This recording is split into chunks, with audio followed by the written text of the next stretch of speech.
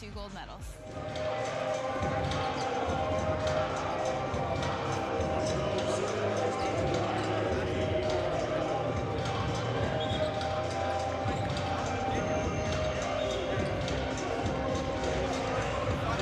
Montreal Caravan at McMaster University Marauders. Should be a great one here. We got a packed house here in the McMaster gym. Montreal going to start it off on the serve. Our third quarterfinal matchup of the day. Doherty back to pass one, and the first point goes to the Caravan with the block at the net. Expect a lot of good blocking from Montreal tonight, Jared. The team led the country in blocks per set. They've got a big front line headline by the country leader in blocks per set, Mikhail Desjardins, number 16. He'll be in the middle, the team in blue. Taken there by Coppers. Doherty, middle to Kokevich, and he gets the kill. And we'll be hearing all night long the hometown faithful here cheering.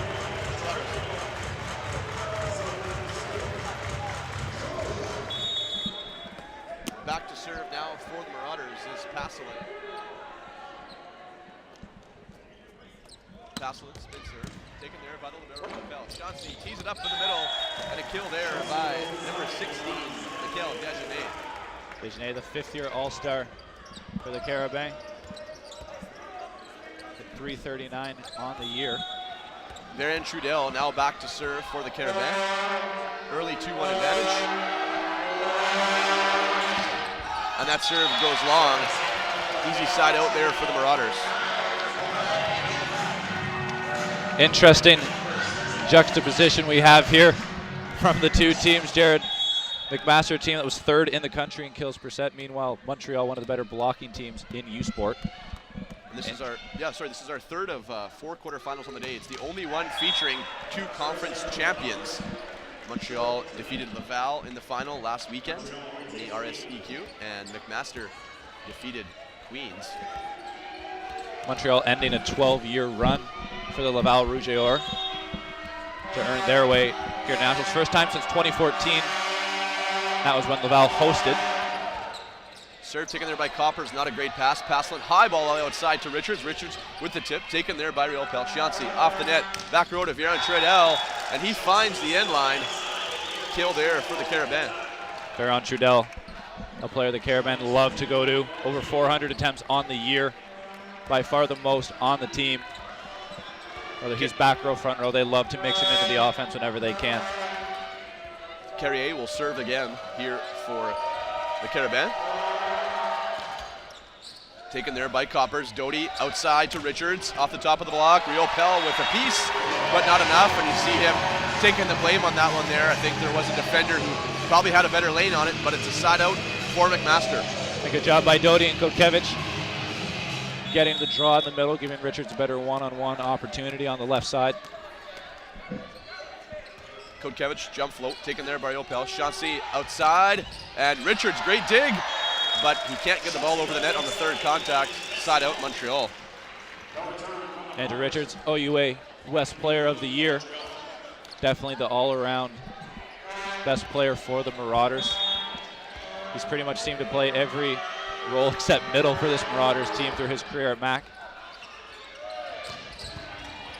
Kept alive there on the Carabin side. Francilion, free ball coming here now to the Marauders. Taken by Passelin. Doty, pipe to Coppers, and that finds the floor. Side out, McMaster.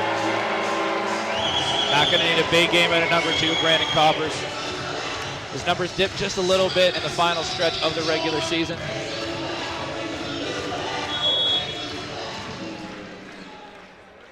Doty on the service line. Mac trails by 1. Jump float into the net. Side out Montreal.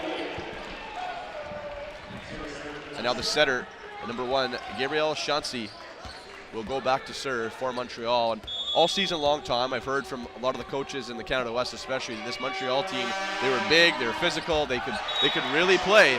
And you know, we've only played a few points here so far, but we're seeing their size on display. It's a pretty big physical team. Definitely physically a very imposing team to play against. Chauncey, who just missed the serve, one of 3 players on the Carabin who have some international experience representing Canada this summer at the Universiade in Taiwan. Real Pell, great pass outside of Francilion, and Coppers one-on-one gets the stuff block. And we're all tied up now at 6. Great read from Coppers, able to get outside. Close down the block. This is a very familiar, comfortable setting for Coppers, who obviously was part of that group of core players the last few seasons who's medaled 5 years in a row. Great dig there by the libero Pereira. Coppers attempts to go up to get it, but is on the net. Side out Montreal. And, many familiar faces from this MAC program who have graduated on, but the experience gained the last few seasons by some of these younger players is coming in handy this weekend, I'm sure. Definitely a lot of people kind of looking at this MAC roster that's kind of turned over a little bit from last year to this year. A team that has been in many, many medal games in the last few USports national championships, but nonetheless, this team's come out. They've had a great season, able to come away with the OUA title and try to come away with another USports medal. Roll shot just gets over the net, and it catches McMaster off guard as Bennett Swan unable to come up with the dig. Point now Montreal, and yeah, it's actually 6 straight OUA titles for MAC.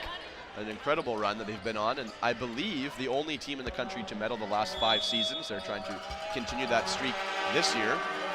5 straight national medals, but none of them have been the color gold, Jared, so definitely would mean a lot for them to come away with a gold medal here at home. They got beaten by the Trinity Western Spartans last time they hosted, to unfortunately have to settle for that silver, but yeah, that was I was here 2 years ago for that championship, and it was an incredible final.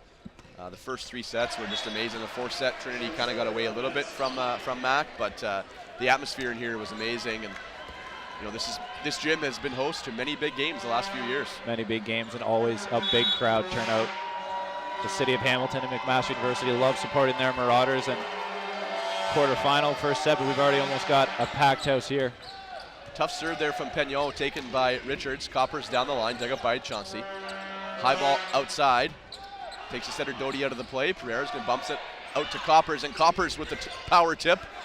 Slowed down by Dejanay. Now it's right side, dug up there by Pereira, but the MAC block, Kotkevich was on the net, and now Coach Preston will call timeout. Montreal leads 10-7. Tough unforced error there from Coppers. Pereira had a nice dig on that shot down the line. So it's an early 3-point lead here for Montreal, and it must be a very different feeling, Tom, for McMaster. Coming in here, the last few years, I think there was, especially 2 years ago, they were that tournament, I think, really at home. The group of players they had coming in here as a top seed. I think obviously it was kind of gold or bust. Right now, this year coming in here ranked 5th, flying under the radar a little bit, but obviously for them, hosting the tournament, they feel like they want to be playing for a medal come the weekend. Absolutely, and I was able to talk to Connor Santoni, went to the same high school as him, so I was able to have a nice chat with him yesterday about how the team's feeling, asked if they felt any additional pressure playing at home, and he said absolutely not. If anything, it helps them because this crowd always has their back. They're here to support them. They've turned out very well, whether it's playoffs, regular season, or former national championships, so always great to play in front of your home crowd, sleep in your own bed. Yeah, I think, there's obviously some distractions that come with that, right? There's friends and family that, are kind of around supporting you, but also can kind of be a bit of a bother as Coppers is slowed down there by Dejanay. High ball outside here is Varen Trudel, and that cross-court shot finds the sideline. Doty thought it was out. Point there, Carabin. So I think Montreal is coming as advertised. They're playing basically the exact same style that most coaches had described their team would be. Yeah, and it's resulted in a 4-point advantage. Yeah, playing physical. The one thing I'm really noticing is the speed of their offense, especially in transition so far. They don't slow it down at all, haven't had to run out of system too much. Looking for the touch there was Philippe Carrier, but that one was mishit long. And now it'll be Paslook who will go back to serve for McMaster. Paslook, we mentioned Chauncey with some international experience. Paslook also member of the junior national team. As well as the libero, Jordan Pereira. Great dig there by Richards. Coppers is going to give a free ball opportunity here to Montreal. Chauncey, middle, Dejanay, and this time finds the floor. Side out, Montreal. MAC trying to make Montreal really earn their points here. Whether off a dig or slowing it down with the block touch, but Montreal doing a good job capitalizing on their second chance opportunity there. Varen Trudel back to serve. Opposite hitter. Spin serve taken there by Richards. Nice pass. Doty outside to Coppers, and Coppers cross court. Dug up by Francillion, but the Montreal block was on the net. And the McMaster outside attack, I don't know if you're noticing, Tom, we have a pretty good angle here, but just not quite seems to be at full speed yet. Just a little bit too high there. Coppers in a little bit early. Yeah, a couple of missed connections early on, but some may attribute that to early nerves here playing your first match at Nationals in front of your home crowd. Coppers, float serve, taken there by Francillion. Chauncey off the net, and that is hit long and just missed the corner. So attack air there from Carrier. A couple impressive beards on the Montreal side, Tom. What's your rating here? Absolutely, I think I gave Chauncey #1 best hair in the tournament so far, and definitely a few. I think I got to give it to Ria Bell, the libero. Very clean look as he gets packed with the serve there. Coppers put some serious heat on that serve. See if McMaster can do something with this ball here. Richards dug up there by Francillion. And just going to be put over the net. Doty with the swing. Another opportunity coming here for Mac. Doty outside. Richards down the line off the block of Chauncey and down. And a great fix there by Richards, as that wasn't the greatest set from Doty. Hey, Andrew Richards, so talented, has a ton of beach experience, international experience, both indoor and on the beach, and showing a nice little cut shot there down the line, going off the block of Chauncey. Mac now within 1 point after an early 4 or 5 point deficit early in the set. First-year Montreal coach Gazi Guerrero calls timeout now back to his side, as Mac has rattled off a couple points in a row here and closed it to 1. And as we look to our left here, Tom, this brand new scoreboard, the Litson family scoreboard with video capabilities here at Mac is just awesome. The fans here really benefiting from being able to see that up on the wall here. Absolutely. May have to see if we can sneak in after hours. Got a little Netflix going on that thing. A little bit of Stranger Things up there would be great, but I finished season 2 already, so we got to move on to something else. That's fair. Yeah. No, beautiful addition in here, and I think this is, volleyball atmosphere unlike any other, certainly in Ontario, potentially in Canada, maybe stack it up to some of the ones out west. I think you really saw that when Mac hosted Ohio State earlier in the year. They were able to sell the place out. Mac able to come away with 2 big wins over, at the time, the #1 ranked team in the NCAA. Yeah, we're pretty close to capacity here as Coppers goes after that one again, and that goes out of bounds off the aerial. So Brennan Coppers bringing some instant offense here from the service line, putting Montreal in trouble on the receive. When Coppers' serve is on, it is nearly impossible to handle. He has a very effective low toss, and he hits it so high that no matter how well you can get behind it, it is tough to read. Yeah, very aggressive, going after it. Another huge serve taken by Francillion, pass off the net. Back row to Baron Trudel, and Andrew Richards gets the stuff block, and Mac takes the lead, 13-12. Not going to be much you're going to see Andrew Richards not be able to do throughout this match, Jared. He can dig, he can pass. He's shown he can attack in there, coming up with a great read on that block. So maybe a bit of a slower start for Mac, but the well-placed timeout, and they've now pulled ahead by 1, 13-12, and it's the serving of Coppers as Riopel actually slips on the scorecard. Hopefully he's all right. Baron Trudel out of the back row. Doty goes up to get in, and Kotkevich with the kill in the middle. Great dig there by Coppers, sets up that whole play. Defense always leading to offense. Great job by Coppers, settling in there, allowing Mac to have a nice middle transition run. Run in middle, especially in transition, always so key early in a game. Establish that presence. Kotkevich, the OUA All-Star in the West this year, capitalizing early. Coppers again unleashes, but that one goes just long. But a great run there by Coppers to put his team up. They still lead by 1. As going back to serve now for Montreal will be the left side hitter, Philippe Carrier. If you're David Doty here, you really want to try to hold the care bands in this rotation. Got 2 smaller blockers on the pins. Coppers with the diving pass, bumps it outside from Pereira to Richards, and Richards finds the hands, but kept alive by Carrier. Left side, Francillion, Passalon with the save. Doty back to Passalon out of the back row, and that's off the top of the block, kept alive there. Outside, Francillion, and he's looking for a touch call, and he's going to get it. I'm not sure that one there, but tough call. The crowd certainly doesn't like it. Definitely not. That's where you need some on the net cam video replay, but the chorus of boos rain down on the court, and that's obviously the home court here voicing their displeasure. There's actually a fan behind us here, Tom, who had it on his camera, and he's holding his camera from his phone saying, hey, ref, look, no touch. I don't think that's official here, though, in the USports. I don't think you can use replays off your phone. Not that I'm aware of. Maybe grandfathered in at some point, but that ball sailing well out of bounds after the controversial call cue. Ball don't lie chants coming down from the crowd, as the ball is always very truthful. See it. I'm glad you phrased it that way and not the other way. The ball doesn't lie, one of my least favorite expressions. It's a ball, it doesn't do anything, actually. It just does what you tell it to do. Exactly. The ball has, and actually, Tom, because we're using a 3-ball system, that ball wasn't even the ball that was used on the touch. That's very true. So technically, that ball had nothing to do with the previous rally. So, I mean, just saying. Good point. I stand very corrected. All balls do remain truthful so far. That's right. And that one, I guess, has something against Montreal as well, as that serve sails long. And Mac goes into the timeout now, leading 16-15 here early on in the first set. Quarterfinal number 3 in Hamilton, Ontario. Earlier today, it was UBC who defeated UNB 3-0. And then in an exciting match, Alberta came out, really on fire, kind of dominated Queens early. But Queens, with a good response, looked like we were going to be heading to a 5th set, but Alberta rattled off 5 straight points to win the 4th set 25-23 and win the match 3-1. So those two teams have already advanced and will play each other in the semifinals tomorrow night at 6 o'clock.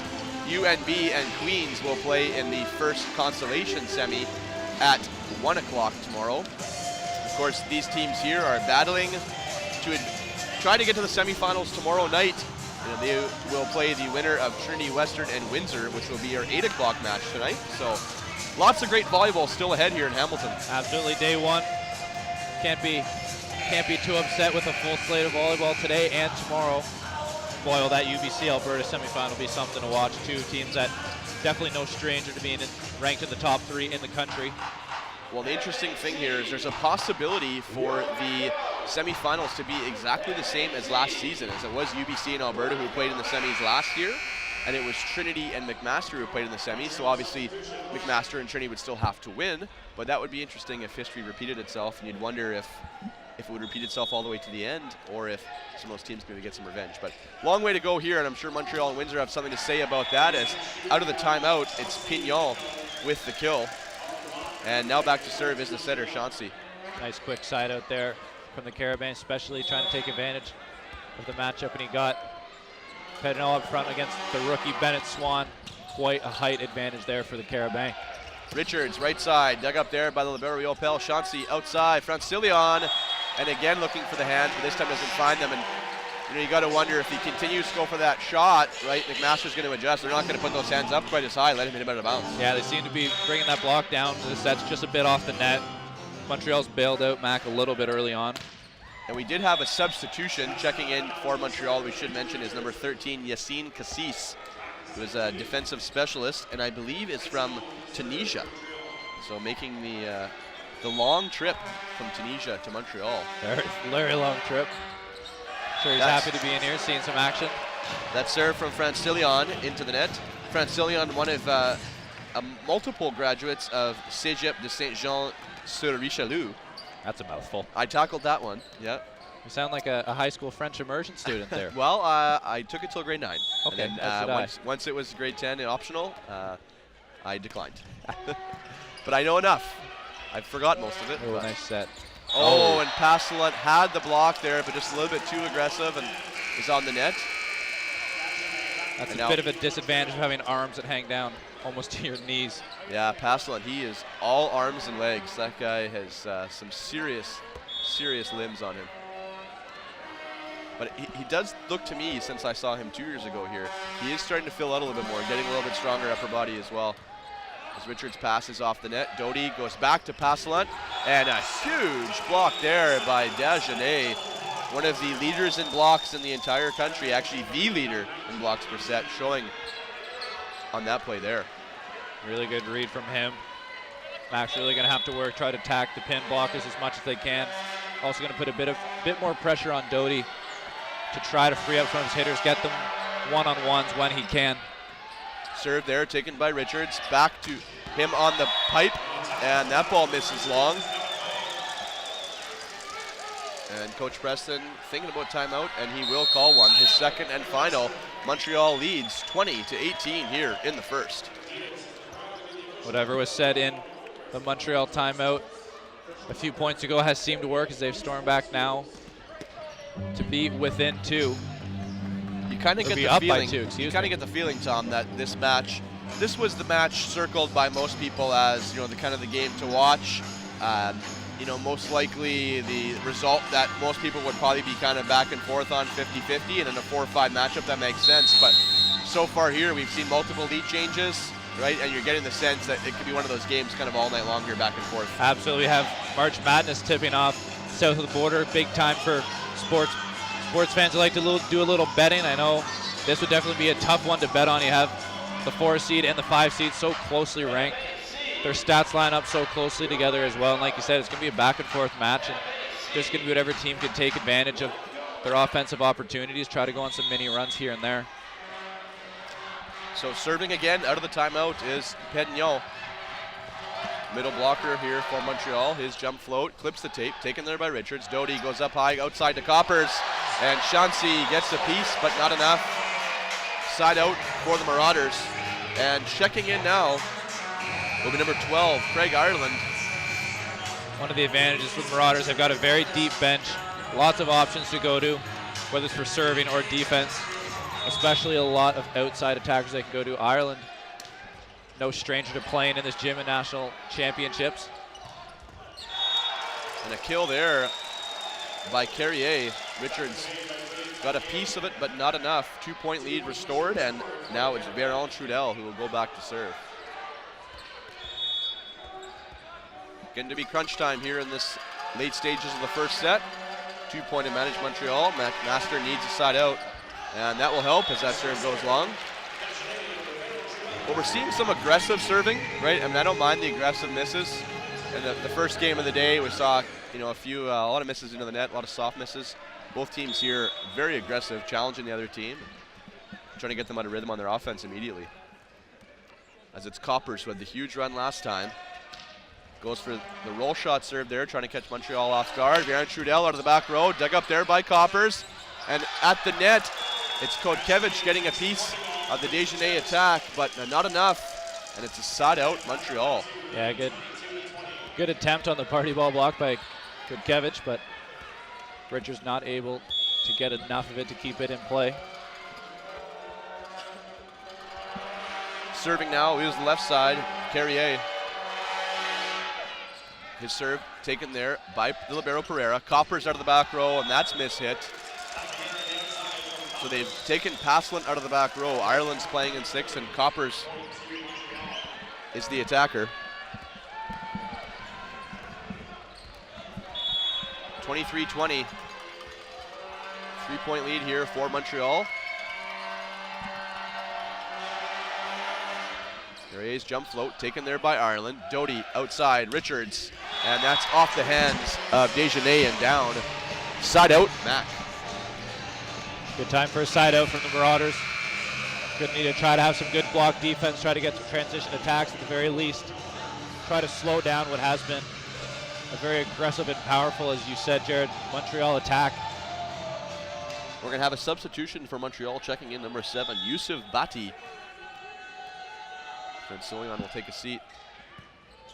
Pass is off the net, and it's outside to Bati. Roll shot taken there by Ireland. Oh, and the set's tight. Richards goes to wipe it. High ball outside to Bati again, and Bati goes off the block, but down, catches the sideline. Head coach Ghazi Gadari thought it was out, but the linesman immediately called it down, and it's a 1-point ball game, 23-22. Great block defense there from the Marauders, forming the triple block on the outside, putting some pressure on the new substitution for the Carabin. Let's see if Kodkevich could pull Mac even here with the serve. Jump float taken there by Riopel. Chauncey all the way outside, and Kodkevich, huge dig. Play continues. Desjardins, and another big dig. Let's see if Mac can take advantage. Ireland back row, pipe dug up there by Riopel. Chauncey back to Yusuf, and off the hands of Richards and down. A great shot there by Baron Trudel. Change of pace shot, and we now have set point Montreal. Nonetheless, though, great job by Mac, really making Montreal having to earn their points. Took them 3 offensive opportunities there to score that point and get them to set point in the first set. Desjardins jump float. Oh, not a great pass there from Richards. It's off the net. High ball bumps it outside, and his tip shot taken there by Bati. And he's going to have a chance to swing for the set. And that's exactly what he does, off the hands and down. So a good substitution coming off the bench.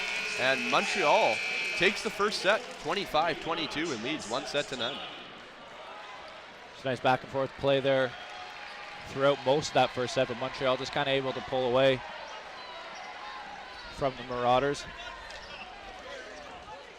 Marauders surely going to regroup here with Coach Dave Preston. But just that size and aggression, like you said, right off the top of the broadcast, showing from Montreal. Yeah, Montreal, they'll be a tough team here. This is not going to be an easy task for the host, for McMaster, not at all. And I was discussing this with somebody earlier today. Is, come nationals, we shouldn't have blowouts, right? We should have close matches. We should have 4 or 5 set games, that are really tight. And we're seeing here on the court some members of the 2007-2008 OUA champions, which I believe was the first McMaster team to win the conference. So this is the 10-year anniversary down here on the court. Great group of guys here. Obviously, a lot of these players have moved on now and are coming back here to MAC for the weekend, so it's great that they're able to be here and celebrate at the tournament. A couple fellow Kingston natives out there. Tyler Santoni, Parrish Offer, both Regiopolis Notre Dame alumni. Tyler Santoni had some time with the National B team. Parrish played pro overseas for a few seasons, and now I know Parrish works in the athletic department here at MAC. Yeah, we have Peter Herkel. I remember Peter Herkel. Shalene Trevetti was from Hamilton here, a local product. And that was when I was coaching at U of M, Tom, those years. We actually played in the Nationals here. And haven't seen some of these guys in ages, so I had a chance to chat with Parrish and Sholin before the game, and saw Peter Herkel at the All-Canadian Breakfast yesterday. But it's awesome that they're here and in attendance. And the big thing is, that ultimately lays the groundwork moving forward, right? Is you got to win that first one, and that kind of laid for all those future great MAC teams that they've had over the last few years. So it's awesome that they're here in attendance. Absolutely. The culture that's been built here at MAC is really just one of winning to become an absolute provincial dynasty. As we mentioned earlier, 6 straight OUA titles. Kick-started somewhat by that very group, leaving the floor now. Yeah, we actually used to go down to Clearwater, just outside Tampa, and MAC hosted a tournament over the Christmas break and over New Year's, and we'd always play with MAC, and a really good group of guys. Those guys were great players, and that was kind of the beginning of Coach Preston's tenure. Obviously, Preston with Western for years, and made the switch over to MAC, and now a perennial national contender. And Tom, you have some stats for us after the first set. What do you see in there? The main thing really sticking out right now is just the hitting percentage from McMaster. Only hitting 107 on 28 attempts. Meanwhile, Montreal closer to 300 at 281. Errors are somewhat similar, 6 for Montreal and 5 for McMaster, but MAC just wasn't really able to capitalize on a ton of their opportunities. They need to try to get into somewhat of an offensive groove here. They blocked fairly well, but definitely just the offensive efficiency seems to be the main thing sticking out right now. Yeah, I think MAC will, the big serving of Coppers really kind of put them back into that game, but like you said, offensively, only 8 kills compared to Montreal's 15. And I think that's a pretty big difference when you think of only a 3-point set. You got to score your points somehow, and 8 kills at this level is they're going to need more. Exactly. So first serve of the second set from Swan, and it's a kill there by Varian Trudel, starting off this second set. And now back to serve for the Carabin is Louis-Carl Peñon. We talk about getting kills, earning your points. McMaster team that was first in the OUA in points per set that they earned at just over 16.5. So they're going to have to find a way to earn some more here, get back towards that mark. So at this point in the season, can't afford to be giving away too many points, especially like you said, in a close set like the first.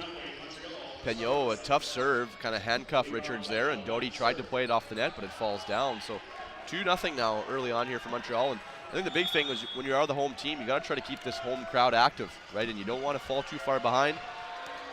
If you're MAC, if they can win this second set here and try to get this crowd back into it, could definitely be to their advantage. Coppers squeezes it through Dejanay and Veron Trudel, and you see Veron Trudel come down. He's not very happy. He thought he had that one lined up. Yeah, just needed to press just a little bit more once he was able to get his arm over that net. That is one area Trudel struggles a little bit. He's a very strong offensive player, but could struggle a little bit with his block defense sometimes. Passelant serve, clips the tape, and it falls in between Francillion and Carrier. Yeah, and I think just to finish your thought there, Veron Trudel he's not the biggest player for the opposite position, right? Usually that's where you see one of your bigger outsides, and jumps well, hits the ball hard, but on some of those quicker sets, right, he's going to be a little bit maybe late. He doesn't have that size that, say, a Passelant would have to rely on some of those balls outside, and that's where the block could give him an issue. Yeah, it has a good vertical, but if you watched our second quarterfinal match with Tariq Sani, just able to float in the air, make adjustments if he needs to. Trudel, unfortunately, not having the same luxury, but still a terrific attacker for the Carabang. That aggressive serve goes into the net. Yeah, Sani, he's one of the handful of what seems to be ever-growing players who are 12 feet or higher in our country, which is just incredible. Jackson Howe, Trinity Western, Finn McCarthy, UBC, Tariq Sani for 3 of the players in this tournament. Now, 11 feet used to be pretty impressive. Now guys are touching 12 regularly as Coppers continues to be a force from the service line, picks up another ace, and you start to think maybe this is the formula here for McMaster, Tom, is maybe they're going to have to try to win this game from the service line. Could be. Always great to have a guy like Coppers really in a rhythm serving-wise. Make life uncomfortable on the Montreal side, bring Chauncey off the net as much as you can. That one goes into the net, but obviously he has the green light to continue to serve extremely aggressive, and he's going to get his points, so you don't mind that miss. As now back to serve for Montreal is Philippe Carrier.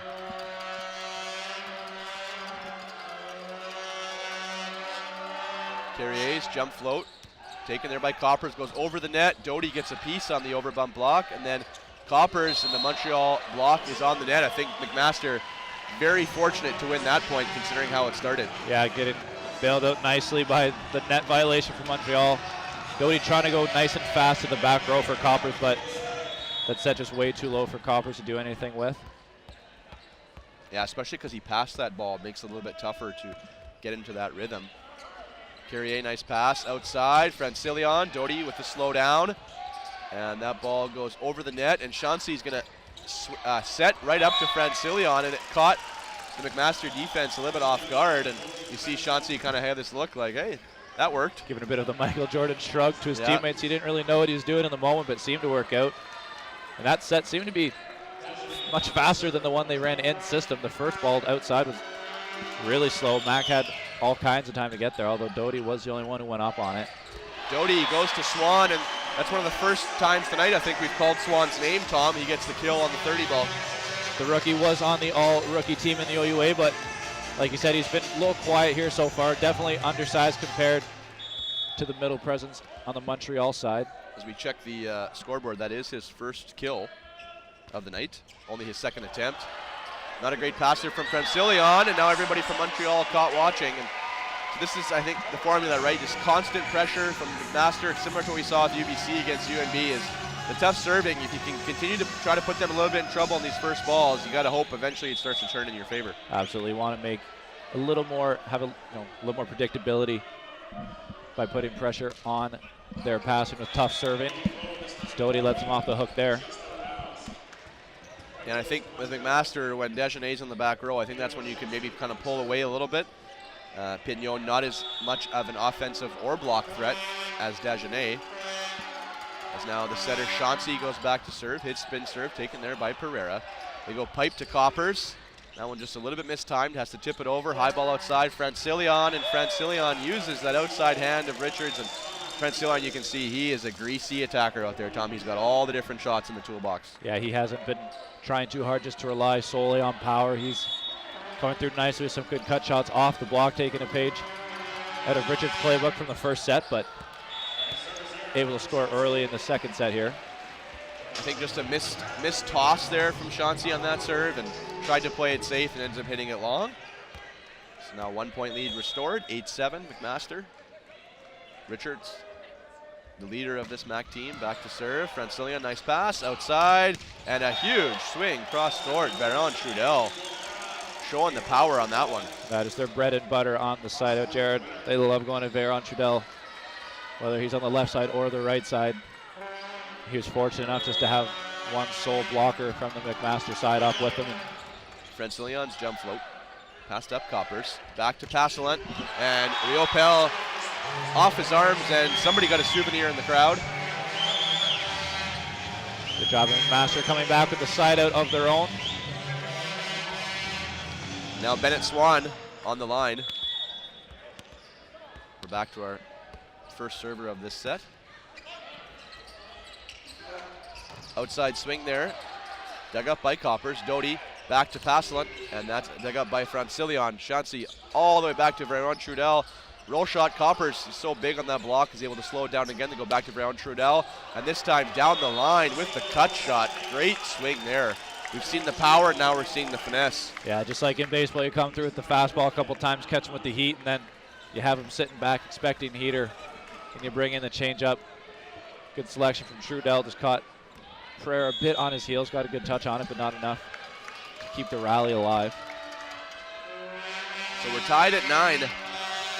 Once through the rotation. Coppers, nice pass. They go back to him on the left. Slowed down there by Dagenet. Chauncey finds him on the 60, and Pereira, diving save, goes over the net. Tip back. Bit of a missed opportunity there from Montreal. Doty goes to Kotkevich, and Chauncey can't come up with the dig. And you got to think with the way that Baron Trudel has been attacking so aggressive, maybe he should have been a bit more of a bitter swing on that overbump. Yeah, absolutely, but big credit to Kotkevich coming through, hitting very efficiently so far here for the McMasters. For McMaster, sorry. Passalent now from the line. Dig up there, passed up by Riopel. Middle to Dagenet and clips the tape, diving save. Nice back bump set to Coppers. And that one just long. Francillion was there, let it go. Francillion playing especially deep in position 6 for Montreal. He had both his feet behind the end line of the court. He was had a great sight on that one. Definitely knew it was going out. They have him back there. In the case of it's going off of the Montreal block, he's ready to play it up. Service ace, Baron Trudel. Mac thought it was long, let it go, and it just clips the end line. And now Montreal pulls ahead. That's the 7th point for Baron Trudel, which leads all players on both teams. Baron Trudel, the team leader for the Carabin all season in aces. This time into the net, but we've kind of settled into a bit more of a side-out style game here. The first set was a bit more runs from both teams, right? I mean, Montreal had a big lead, Mac came back. Now here, we're kind of a little bit more back and forth and seeing these teams side out a bit more regularly. Yeah, especially in men's volleyball, you see a lot of games really come down to that side-out type style.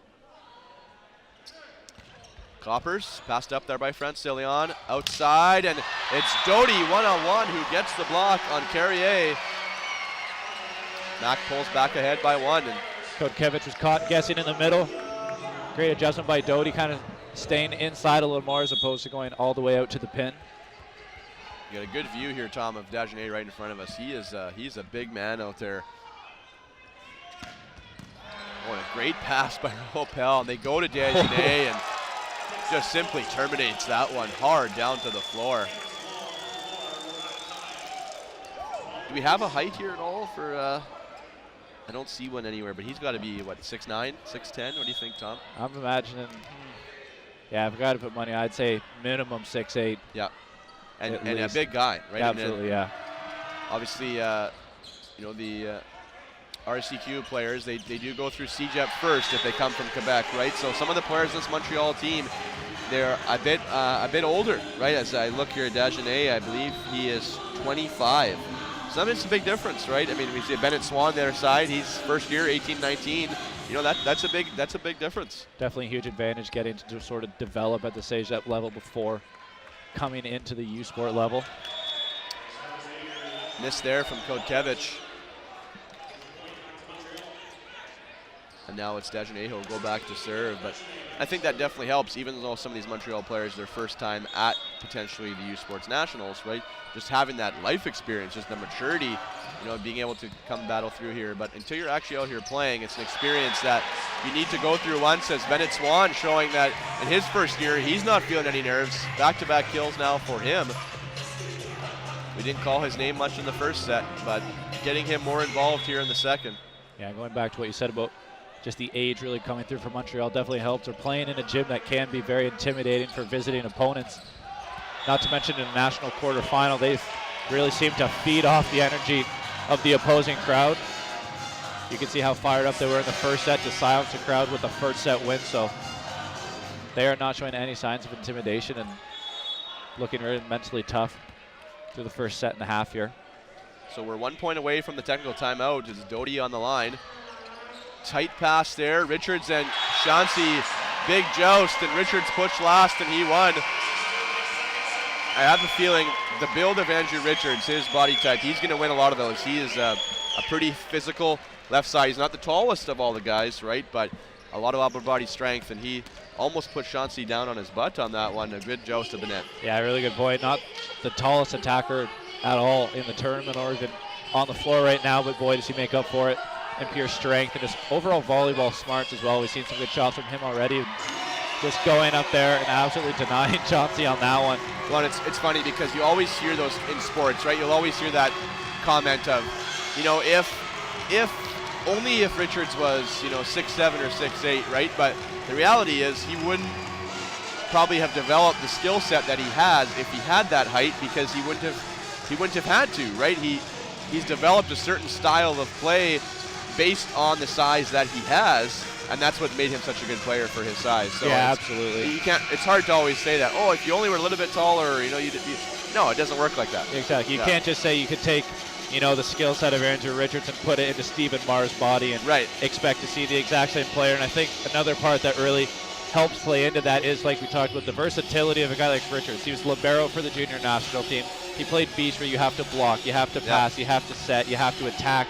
He was a setter in high school, set for McMaster in his first few seasons here, and now here playing left side in a national quarterfinal. So his skill set is just so polished, and he can pretty much do any task Dave Preston asks of him. Yeah, he spent some time setting a little bit, right? He's done some libero, done some left side, some opposite. Like you said, pretty much everything other than middle. But I'm sure if there was a situation where we need him to play middle, I bet he'd hop out there and do great. Yeah, always seems to be a very willing team guy. Chauncey's serve goes long, and Montreal misfiring here a little bit from the service line, not able to get into a real groove. And with McMaster up 3, it'll be Richards goes back to the line to try to put a string of points together here, try to even this thing at 1 set apiece. Real Pell, great pass, go middle, and Richards with the dig off the shoelaces, and then it's Coppers. Thought he found the hands, but doesn't quite get it. Appreciate the effort on Copper's part, trying to sell that with the celebration immediately after the attack, but referees see it best. As a coach, I much prefer that style than opposed to the turn and look to the referee and beg for the touch, right? That doesn't work in my opinion, as Real Pell gets a great dig, and Montreal tries to come off the net and gets called for a carry ball. But we're seeing why Real Pell, the resume that he has, the international experience. I mean, he's a really strong presence out there in the back row as a libero and as a leader too, right? He's keeping everybody in check here on the court and on the bench. Yeah, immediately after that point, a lot of the Montreal players turning towards the referee, looking for the call, and Real Pell really being the one to bring them all back together, saying, hey, let's focus on the next point here. He's 5th in the country through the regular season in digs per set, also a member of the national B team. Yeah, played with, there's a handful of players who were on that team last season. Brar and Keterakis from UBC, to name a few. Yeah, good amount of that roster here this weekend. Chauncey outside, and a big block there by Kotkevich and Pastelent teaming up for the stuff. And now we're going to have a substitution checking back in for Montreal. We saw him in the first set, and he will come back out here in the second, is Yassine Cassis.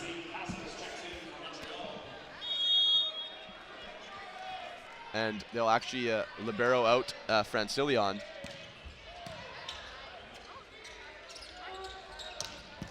Pereira, great dig. Doty, high ball outside. Coppers, power tip.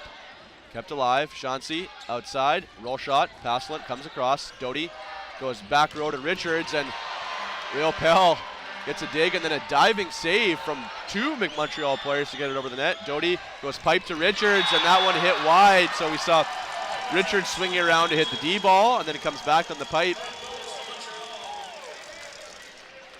Yeah, and Real Pell showing the championship belt for a couple digs. Discount double check? Discount double check presented by State Farm. Yeah, Andrew Richards really showing, I think it's a McMaster sort of team system, wherever the ball kind of takes him, as you mentioned, hitting the C ball, then coming back around for the pipe. Sort of dependent on where Passelant ends up mid-rally. And, you know, Montreal, they just haven't been able to put a string of tough serves together, right? I think they're serving aggressively, but when you're down, you have to be able to put a couple in a row together, and they're just not able to do that, letting Mac off the hook. And we have a substitution, actually. Checking in here is number 7, Josh Eklund. So maybe a bit more of a bigger block. Doty, one-on-one, didn't even need Eklund. Eklund went up to take away Dagenet, and one-on-one gets the block on Philippe Carrier, and now we're gonna have a timeout. 21-17, McMaster leading. Two great blocks here in the second set as David Doty going up Han style, solo for two nice shutdowns. That's a big momentum point going into the timeout for Montreal. I see what you did there. I will admit, I'm not the biggest Star Wars fan, but I try.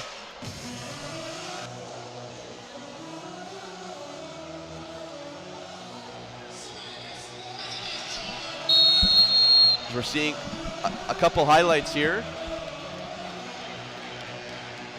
At the timeout, 21-17, a nice kill there by Coppers. Good job by the production truck putting this together here, Tom. Yeah, seeing much better block defense from the Marauders, sort of. We talked about how that was the strength of the Carabin all year, but tonight Mac's really been showing that they too can be effective on the blocking side of the ball. So out of the timeout, 21-17, Mac. Coppers on the line, and Real Pell.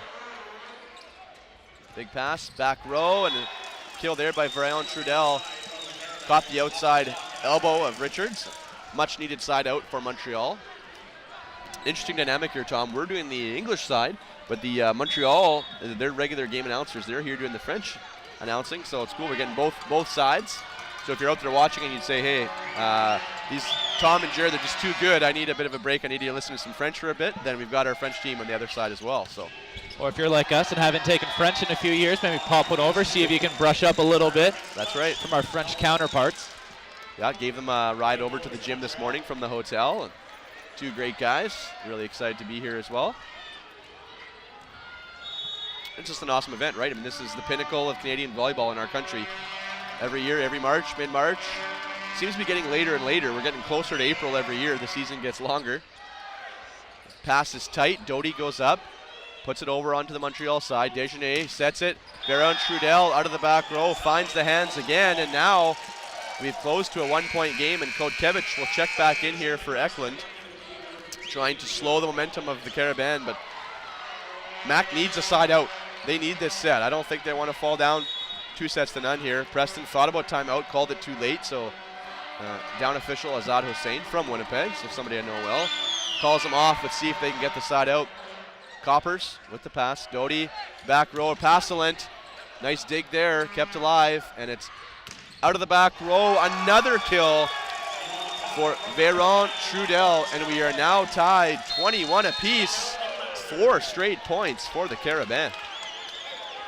And I know it might be a little tough to see on the broadcast, and it wasn't a stuff block, but at least on that last attack by Passelant, Montreal able to get some fingertips on it, just enough to slow it down, make that ball diggable for the Montreal back row, allowing them to come through with a huge kill to tie it up at 21. We've now got a race to 4 here in the second set, and it would be a huge win for Montreal to jump out 2-0 in front of this home MAC crowd. And if you're McMaster, really got to come out, try to get a tough side out here.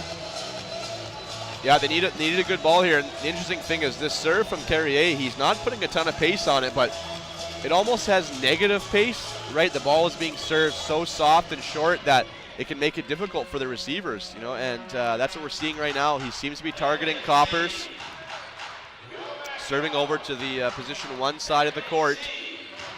But we'll see what he does out of the timeout. Yeah, he's got to be careful he doesn't get it too close to Prayer. You got Prayer and Richards, 2 of Mac's best passers on the right side of the court. Definitely going to be going after Coppers in this type of rotation. Again, goes after Coppers, passed off the net. Doty bump set, back row, Passalent, and that's blocked by Dagenet. And now we see 22-21 Montreal. And we're going to have a substitution checking in here for Mac is number 12, Craig Ireland. We saw him in the first set. He will step in and pass, and Coppers will drop back to hit the D-ball. We'll see if they go to the new player or if Carrier will mix things up. This is now a 5-point run, Montreal. It's going to silence the crowd here. Ireland pass goes over the net. Francilion dug up there by Pereira on the overbump. Outside, Richards, and Carrier keeps it alive. Chauncey, back row, Veron Trudel, and Coppers, I think at the last second, thought it was going to be out and then missed the dig. And now Coach Preston will call timeout. It was 21-17 Mac, now 23-21 Montreal, and they're trying to steal the second set here, Tom. Yeah, and they've absolutely sucked the wind out of the building here in Hamilton, putting themselves within 2 points of taking a commanding lead. Just being really dominant on offense and not letting any rallies die, strapping it on defense. Well, showing why we're one of the most physical teams in the country. The Montreal fans, I mean, earlier today, their women's team was seeded second and was up 2-0 and lost in 5 to Alberta. So a tough day so far for the fans of the Blue. So if you're watching now and you watched the women's game earlier, you're definitely hoping for a different result here, but they're a couple points away from trying to take this second set and go up 2-0 themselves. They've got their number 1 blocker, Deschenets, up in the front row, along with Chauncey and Francilion. So bit smaller blockers on the outside. They've got their number 1 guy in the middle. 23-21, Carrier serving out of the timeout. Jump float, taken there by Ireland, and oh, that's a carry ball. And now we have a set point opportunity, and it's all been off this serve. I said it's not a super aggressive serve, but we're seeing what this type of serve can do, just putting it in the right spot. And now Ireland drops out of the receiver and Copper steps back in. Set point opportunity, Montreal.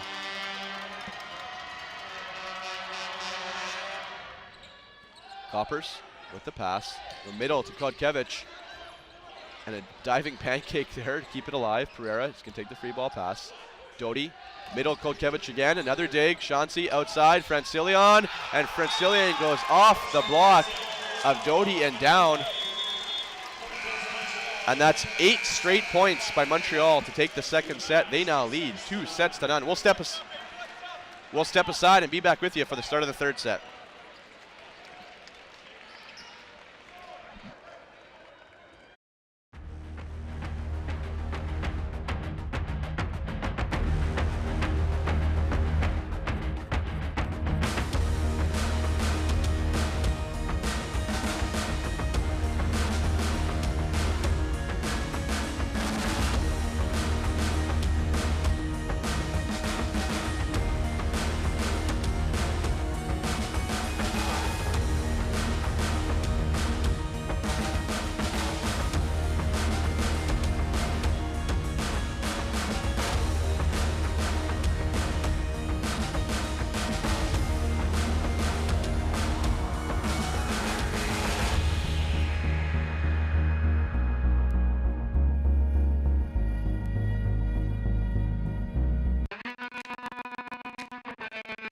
We are everywhere you look, making the world lighter, stronger, more sustainable. Our product is steel. Our strength is people. And together we are transforming tomorrow. ArcelorMittal, Dofasco. What's BioSteel to me? What's BioSteel to me? What's BioSteel to me? What's BioSteel to me? You wanna know what biosteel is? It's the fuel that helps me prove that age is just a number. Everything it takes to win 2 gold medals. Living healthy and still trying to keep up with my kids. Hydration to do it again and again.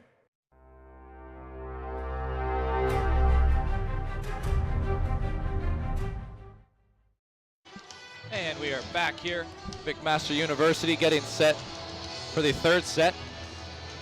Thanks for joining in with us. I'm Tom McCabe, currently awaiting the return of my broadcast partner, Jared Brown. The Montreal Carabin coming into McMaster's home gym, jumping out to an early 2-0 lead here. They've really dominated on the offensive side of the ball. 15 kills in the first set, 12 in the second, compared to just 8 in the first and 9 in the second for McMaster. So McMaster really going to have to look to get things going on the offensive side if they want to try to claw their way back in and earn a spot in tomorrow's national semifinal. Carabin really playing with some fire throughout this match, as we've mentioned a few times. It's their first appearance in the national tournament in 4 years. They recently defeated the Laval Rouge et Or to end a 12-year championship run in the RSEQ. Some older players on the Montreal side coming from the Cégep system, headlined by their setter, Gabe Chauncey, and their middle, number 16, Michael Desjardins. Godfrey Véron-Trude is the leader in kills for the Carabin, currently sitting at 11, with just 2 errors on 22 attempts, an impressive .409 hitting percentage. As it will be Pedinot, the middle, back to serve for the Carabin. Mac had a late 21-17 lead in that second set. As Kotkevich comes in with the first kill, giving Mac a 1-0 lead in this 3rd set. Kotkevich's 4th kill of the evening. He's 4 for 5. As Paslin's back to serve, tosses up a high toss. Pass off the net. Chauncey going outside, dug up nicely by Pereira. Richards with a good out-of-system set to Coppers, dug up by Riopel. Going back outside, another nice block from the Marauders. Some miscommunication, going to result in a nice short free ball. Handled well by Kotkevich. Chauncey with the dig. Going to Véron-Trudel, and he's able to score. Paslin not able to corral that one. Nice rally here on the 2nd point of the 3rd set. We saw Mac doing a good job trying to slow down Carrier on the outside, number 4 in blue. So that'll be Véron-Trude, who goes back to serve. That ball passed up middle of the court. Coppers going hard at the double block, off the hands of Desjardins, able to find the floor. So now welcome back in the booth by Jared. Lost him for a few minutes. It's a big university. You can get lost, eh, Jared? Yeah, it's busy out there. Understandably. It's packed. So a good start here, 2-1 for Mac. And obviously, this is all those great accomplishments. 6 straight OUA titles and 5 straight years of medals and all those things. None of that stuff really matters right now, right? All that matters is they're in a do-or-die set here. They're on 2-0, and they got to find a way to get to 25 before Montreal does. Definitely, they really just got to focus in on this one, extend the game any way they can. I think the big thing, you look at 25-22 and 25-21. I mean, you'd think, those are pretty close, but I mean, really, they don't have to change a lot. They really just lost their steam at the end of that set. It was that one serve from Carrier. They couldn't side out, and Véron-Trudel had the hot hand. But they're in this match. They're down 2-0, but they're in it. They don't have to do much. As Paslin comes out of the back row, and that one's hit long, but they're going to have to start winning some more of those rallies, right? They're not winning a lot of those long rallies, and they have to if they want to try to come back here. Absolutely, and that was something we almost saw in the previous quarterfinal match with Alberta and Queens. Lots of long rallies, but Montreal sort of showing to be like Alberta, the winning a lot of those long rallies, which can be big for momentum, obviously good for points. And when you're getting worn down, you want to earn those tough points on those long rallies. And Kotkevich coming back. He's having an efficient night here, Jared.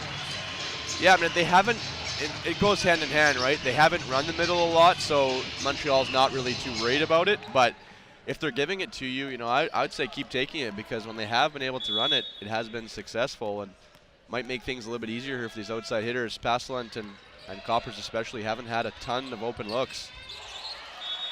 No, and while we were out trying to track you down, I was telling the fans at home that I think one of the main things sticking out has been the hitting percentage for McMaster. Not able to generate a lot of offense in the first 2 sets.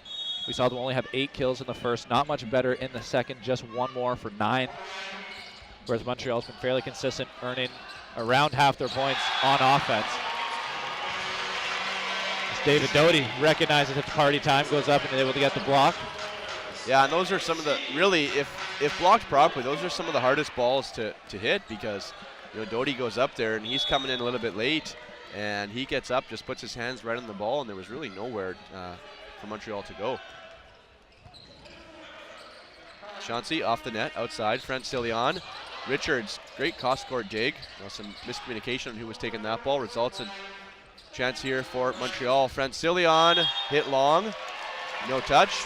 And it seems every time, right, he's just looking for that hand every time, because he's always looking up at the ref wondering if he got it. And he almost mishits it a little bit, right? The ball comes out with a lot of spin every time he attacks, and it looks like it has a touch because of the way he's hitting it. Yeah, he doesn't get up overly high compared to some of his other teammates, especially Bayron Trude on the right side. But Bennett Swan, how you doing? Seen Pignot saying, "Stop looking at me, Swan." Little Adam Sandler reference there. For Jared 1, Tom 0. Hey, you had that good Han Solo one earlier. True, that was that's good. All right. I've used that one before. Okay, I've never used that one. That one's new. Just I like that. Out of the Rolodex.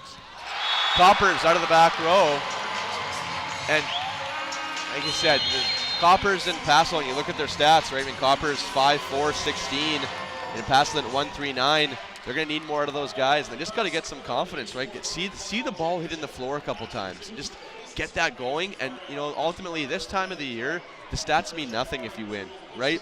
If you go back and you only hit, you're even on the night, who cares if your team wins, right? Get to the next day, and that's what this is all about. And 7-4, 3-point lead, Mac. They're going to try to keep things going here. Yeah, absolutely. Definitely a time of the year where you're really just looking for any way you can find the floor. You don't care if it's greasy. You don't care if it's clean. You don't care. Heck, you get a free ball kill, and you'll take that one. It's all about just setting your team up the best you can. And I think, this MAC team, they're experienced enough, right? And especially the coaching staff, being through this, said 6 straight OUA titles, but they're not going to panic being down 2-0, right? But I think they understand, like, hey, we got to start playing better, what it's going to take here. And like I said, they're up 21-17 at the end of that second set. This could easily be 1 set all. And that's the way you kind of have to phrase it, I think, to your team is, listen, we just have to make 1 or 2 more plays, and we're going to win this third set. And then obviously it's a long road back from there, but that's where it's got to start. Yeah, and I think a lot of that you got to give credit to the Carabang defense. They've really strapped it on. Played some terrific defense so far.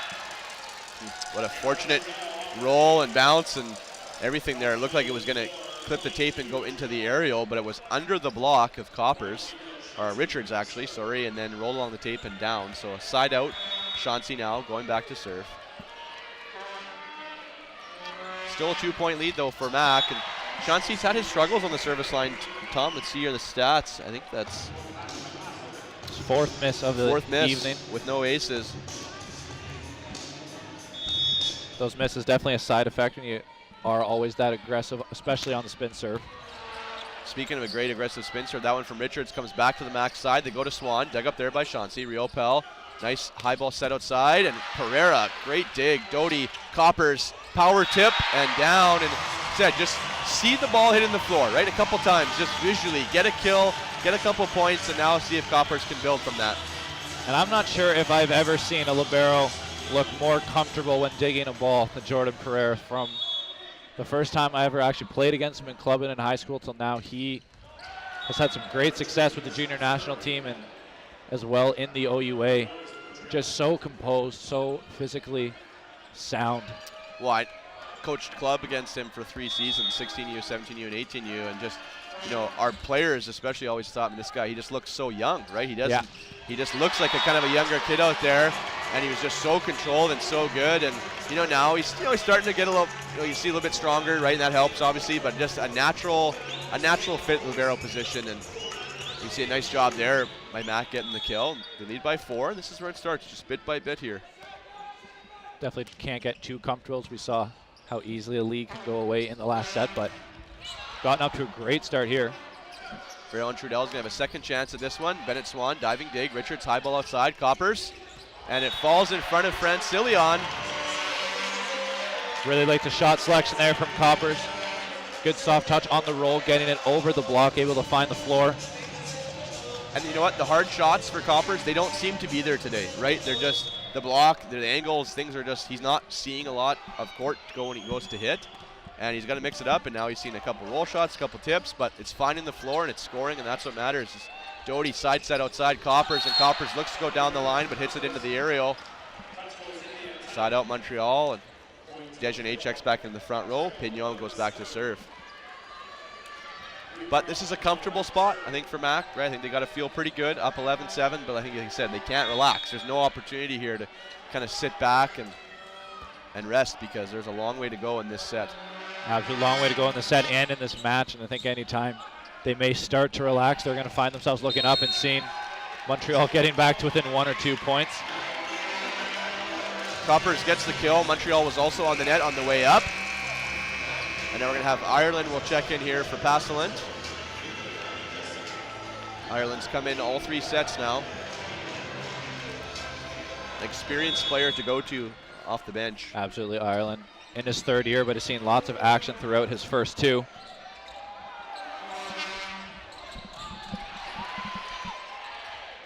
And now Kotkevich on a bit of a kind of a pump run there. Was up and then down and back up again. Now it's Ireland coming out of the back row, looking for the touch, doesn't find it. I think a good milestone here for Mac to try to get to is get to that tech timeout first. Earn the free rest if they can, try to have somewhat of a lead going in there. And from there, it's a much shorter set afterwards, just trying to get 9 points. Coppers pass off the net. Doty, high ball outside. Coppers, Richards diving save. Pereira tries to get it. And Richards, I think, almost kind of cut it off a little bit. But Dave Preston, though, nonetheless appreciating the defensive effort from his side. we have a quick delay here as the floor sweepers will clean things off. Now we're getting into, 3rd set here. Players are getting pretty sweaty, right? And pretty much every time they dive now, the floor is going to get a little wet, especially the sport court has a tendency to hold a lot of that moisture. Absolutely. Veron Trudell on the line. Coppers, great pass. Doty tees it up to Kotkevich, comes back off the Desjardins soft block. Richards out of the back row. Riopel diving dig. Francillion almost goes into the crowd, and then Veron Trudell out of the back row. Pereira, another dig. Kotkevich, middle. And we're seeing some great defensive effort here on both sides. What a rally. Pereira with the pass. Doty, back row. Ireland, roll shot down the line, and Francillion can't come up with it. Montreal, that's one of the best rallies of the night, Tom. Absolutely, the Montreal coach applauding both sides on an absolutely terrific rally there. And a few hard shots, especially from Kotkevich, able to be dug up. Francillion, some great hustle in the back row, and then ultimately was the off-speed shot from Ireland, able to score down the line on the right side. And from what I've seen here, and obviously it's only 2.5 sets of volleyball, so keep that in mind, but Montreal does a great job defending the hard attacks.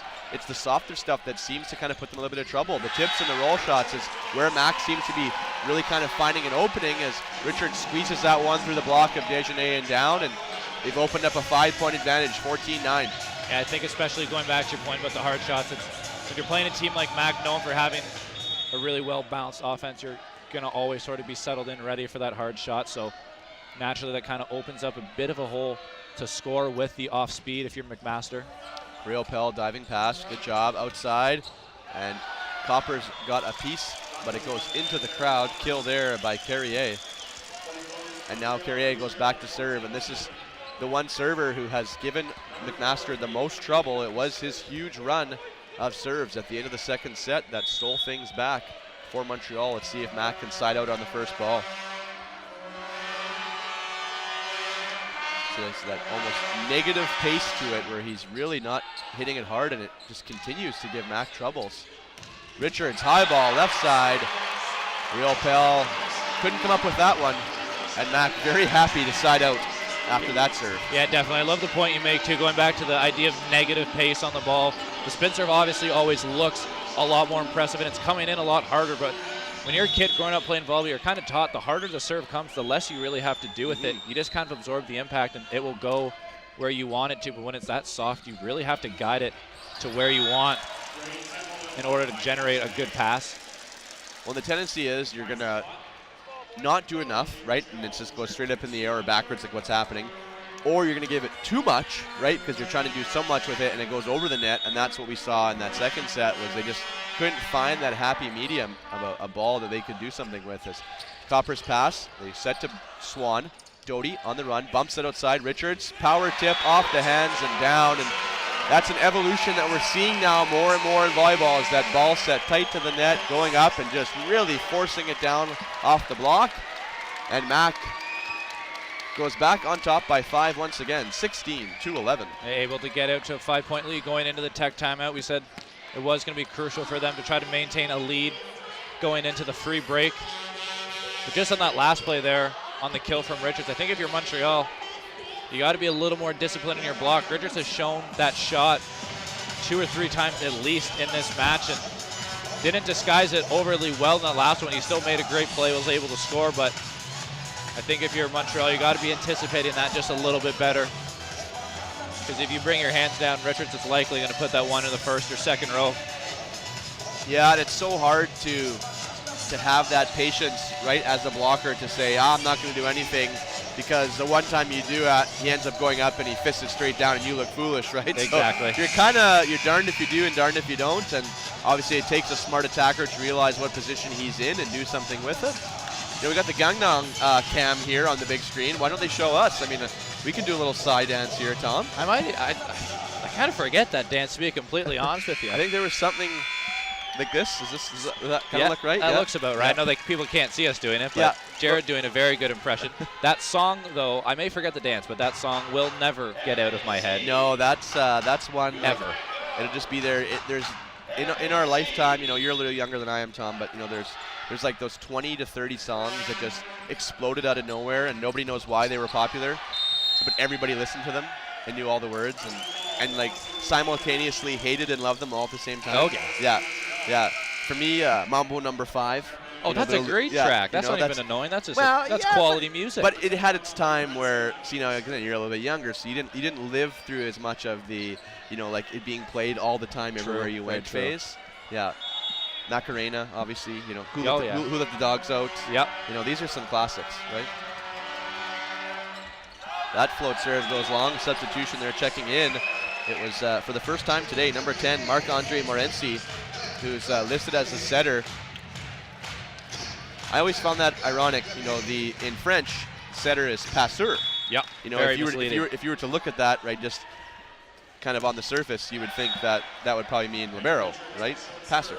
But nope, that's a setter. We didn't learn the positions, you know, the French positions in French class. That wasn't part of the vocabulary. Technique as well as being a position listed in French. Yeah, I assume that means right side. I guess so, yeah, because opposite, I guess, technique would be opposite, I guess. True. Yeah. Attaquant, that one's pretty straightforward. Center, you know, that one's easy, but the passer, that one always throws you off. So a couple misses here now, and interesting, you know, Chauncey, who had struggled with his serve, so they elected to go to Marc-Andre Morency. Now he has stayed in to set. Trying to just change the momentum here a little bit. Morency does a good job teeing that one up, but really nowhere to go for Pegnon. A bit of a trap set. And it's now 19-13, so Mac looking like they're going to try to steal, get back in this match, right, down 2-0, try to get back to a 4th set, but still a ways to go. That serve from Swan, passed over the net. Doty back to Ireland, and Ireland cross court. And Mac now, and I think offense clicking here a little bit, and Coach Kadari will call timeout, his second and final. And it's 20-13 McMaster. Definitely now being a little more comfortable if you're the Marauders, but just have to be that final push to 5. Whereas trying to do some mental math here, see how many points the Montreal Carabin going to have to earn. Well, they'd have to 12. outscore them 12-3, right, at minimum, which that sounds pretty tough. 12-3 sounds pretty tough when you look at it that way, but and they outscored them 8-0 at the end of the second set, so 8-0 is harder than 12-3. The mental math definitely slowing down just a little bit. There's been a lot of numbers thrown at me already today. So. I used to be a mental math king, and we used to have in class, like you'd go through the rows and everybody would compete against each other, right? Which wasn't really fair because the kid in the last desk, all you had to do was win one match, right? Okay. The other guy in the first, he'd have to go through every single row. So I wasn't afraid. I'd sit in that first desk, just take down everybody. No How are your problem, timetables? Very good. 9 times 9, 81. Nice. Yeah, they are good. Yeah. And that swing from Varian Trudel off the tape. I think he tried to sell it, but that's a difficulty with having a net wound so tightly. Sometimes when you play some very casual volleyball, if a ball hits the top of the tape like that, it's just going to sort of fall into the net. But with the amount of force behind that going off that wired tape across the top of the net, bounced off, looked like it came off a block, but referee insisting he knew what he saw. Coach Preston wanting an utter rotation call, but doesn't get it. And McMaster block was on the net on the way up, but a kill nonetheless for Yusuf Bati. And Bati, we saw him in the end of the first set, kind of came in as a bit of a closer role, and now he's coming in here again. 21-14. Max still in comfortable shape here in this third set, but they can't afford to take any points off. Down 2-0. Richards with the pass. Doty, middle to Kotkevich, hits the bottom of the ball, bit of a paintbrush, but it put the Montreal defense in a little bit of trouble. See if they can do something with this one. Doty, middle, again. Kotkevich kept alive there by Francilion. Back on the right, and the Mac block on the net again, but I think Baron Trudel will get the kill. His 14th point, that leads all players. A couple Mac players in double digits as well. Coppers and Richards with 10. Mac here really needs to settle in, try to get a side out. You've got probably your strongest front row right now. Ireland on the right, roll shot, kept alive by Baron Trudel. Now he's going to go up and tip it over. Kotkevich there with the dig. Outside, Coppers, and Coppers tip. And again, I think it's hard as an outside hitter to say, I'm just going to kind of play this soft style game, but he continues to score with those shots, and at this point, it's about scoring points. It's not necessarily about being fancy, and I like that Coppers has adjusted and he's taken those points that they're giving them to him. Yeah, made a great adjustment on that set there.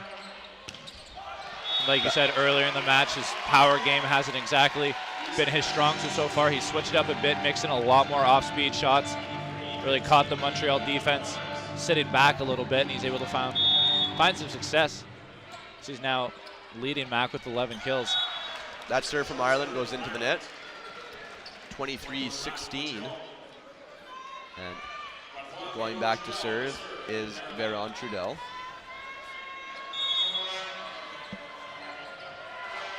So it's a 7-point advantage. Mac looking good here in this third set to try to extend it to a fourth, but based on what we saw earlier, we're not taking anything for granted as Coppers takes a hard swing on that one as Desjardins was late closing the block. And now the Daft Punk rings out through the Bridge Gymnasium here. One of the best concerts I've ever seen, Tom. Really? Yep. Lollapalooza 2007 in Chicago. They were the headliner on night one. It was just great, fantastic. Were they wearing the masks? Oh yeah, those two robots. They know how to party. Coppers, speaking of knowing how to party, he goes after that one, and Desjardins though says, no thanks. Desjardins put some extra mustard on that one, boy. We've already mentioned a couple times, just a pure strength he's got. Generates so much power, really strong base. You'd say it was some, no, never mind. I was going to say some Desjardins mustard. No? You got to get those in every once in a while, right? Coppers out of the back row, and that'll do it. 25-17, and that gets the Mac faithful on their feet, and now we're in a really interesting position here, Tom. Okay, well, we're going to step aside, and we'll be back with you for the start of the fourth set.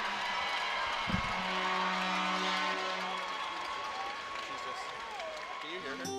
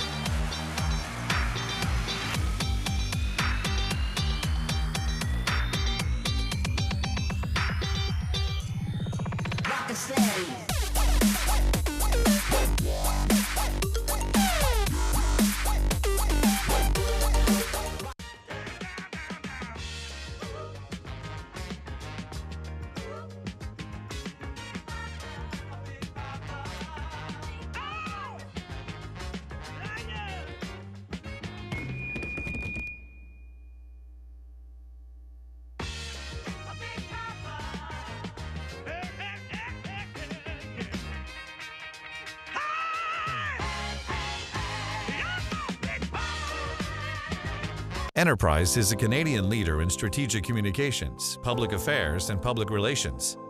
We look inside to uncover the stories and emotional drivers that are key to moving audiences in a digital world. Look inside.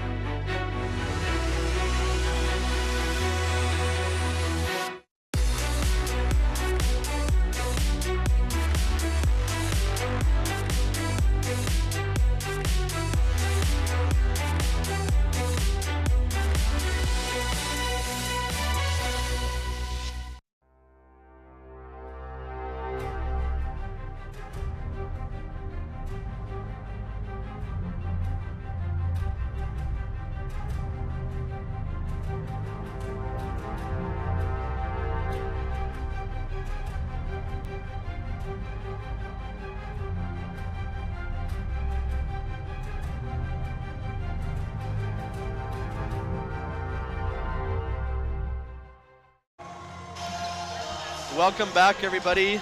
We are here for set number 4 in quarterfinal number 3. UBC and Alberta have booked their tickets in tomorrow's semifinals, and one of these two teams, if Montreal can win this fourth set, they will advance, but McMaster will do what they can to try to force this to a 5th and deciding set. Coach Preston electing to stay with Ireland instead of Paslin here to start this 4th set. Let's see what happens there. Chauncey goes back to Trudell, and that's covered nicely by Montreal, and it goes to the max side. Kotkevich, soft blocked. Outside, Coppers, roll shot. Nice job there, keeping the ball alive. Trudell out of the back row, and that one is blocked by Coppers. One of the few times they've been able to stop there on Trudell tonight, Tom. Yeah, Trudell been on fire, leading the entire match right now. 16 kills for him. Hitting above 380 very efficiently. And so we look at some stats from the 3rd set. McMaster, we mentioned, heading into the 3rd, needed to do a much better job offensively and trying to generate some more offense. 16 kills in that last set. Much better offensive showing for them, doubling their total from set 1. Oh, and Coppers was lined up for that dig, but the last second, Kotkevich got a piece of it on the block, and Francilion gets the kill. Another interesting note here is Coach Gazi Gadari from Montreal has elected to stay with Yusuf Bati instead of Carrier. So both coaches changing the lineup here a little bit. Coppers pass off the net.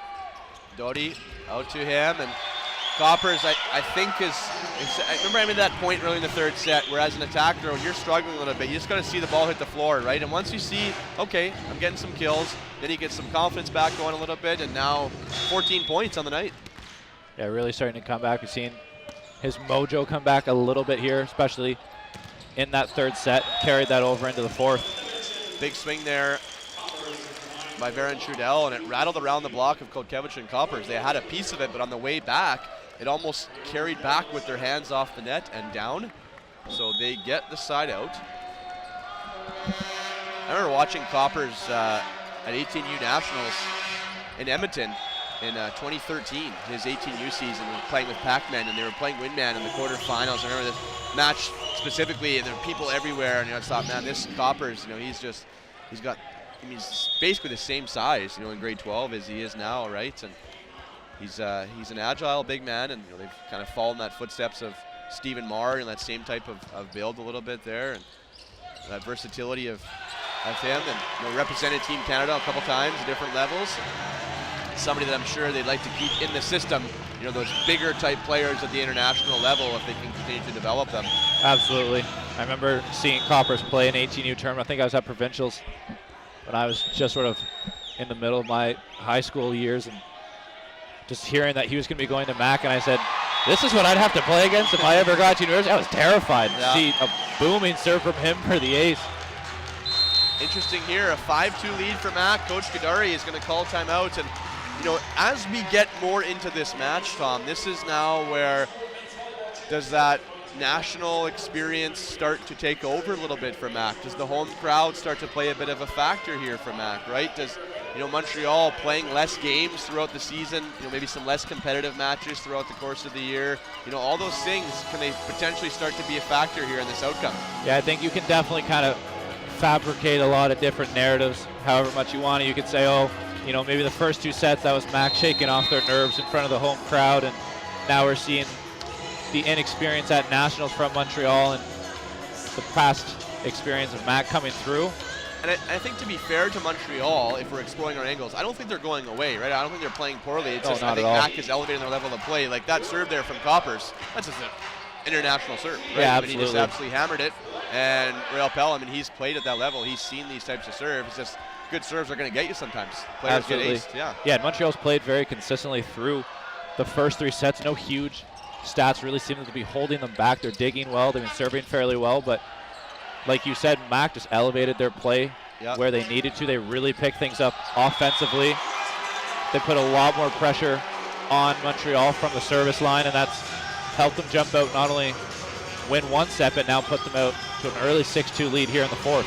And now, but that ball there, that to me, that swing, that's something now where we haven't seen that type of error from Varon Trudel tonight with that complete miss hit, right?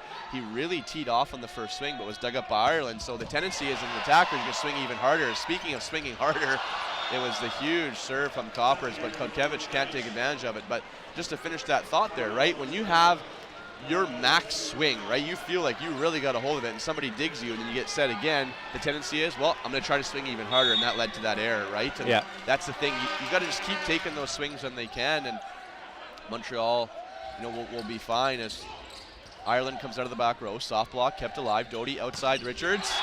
And MAC starting to find some of those seams a little bit on the floor, right? It definitely feels like things are starting to kind of tilt towards McMaster here as this match goes on. Yeah, especially as this crowd continues to support their home team. Also thanks in part to DJ Jukebox keeping the crowd fired up, but a lot more energy than we saw in the first 2 sets of this match. That serve there from Kotkevich. Outside, Batty, and he gets the kill. I think Batty presents a bit more offense than Carrier did. Would you agree with that, Tom? Probably. He's been a little more, just a little bit taller. It seems a bit more physical guy coming in for the Carabang. He's provided some solid offense. 3 kills so far through. Batty played his CJEP at St. Jerome. Doty goes in that kind of the 60 pipe kind of run to Coppers and just hit wide. But a good run. I mean, that it's there, right? The block wasn't there. The chance to score was there. He just missed the sideline. Yeah, connection there was near perfect. He had some great pace on that, just steered it a bit wide on the execution. Outside to Richards now, and ball comes back to the MAC side. Doty outside to Richards again and looks for the tip, but Chauncey shuts the door, and we're now back to a 1-point game. Coach Preston chatting with his setter Doty here a little bit, and Doty, he's only in his 2nd year, right? He's still young. He's still learning on that position as well, and some of these veterans around him. Coppers steps in to set Richards, and Richards again blocked. This time it's by Penyo.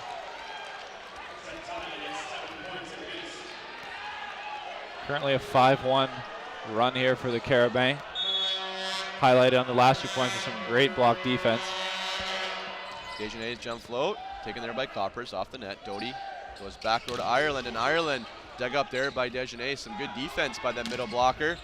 But Pereira comes back with a dig of his own. Doty, middle to Swan, and that ball just rattling along the tape there. And I think a good play. A lot of players, I think, kind of just wait for that ball to come back to them. Swan just went up and just put it down himself. Yeah, he didn't want to wait for that one to roll back down. Didn't know which way it may have gone.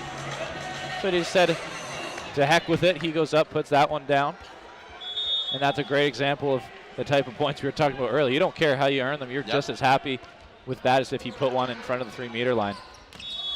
Oh, and Chauncey gets called for the carry ball, and that's a tough call. I mean, interesting that, it's always kind of, some refs will call 2 hits. You can't have 2 hits with one hand, right?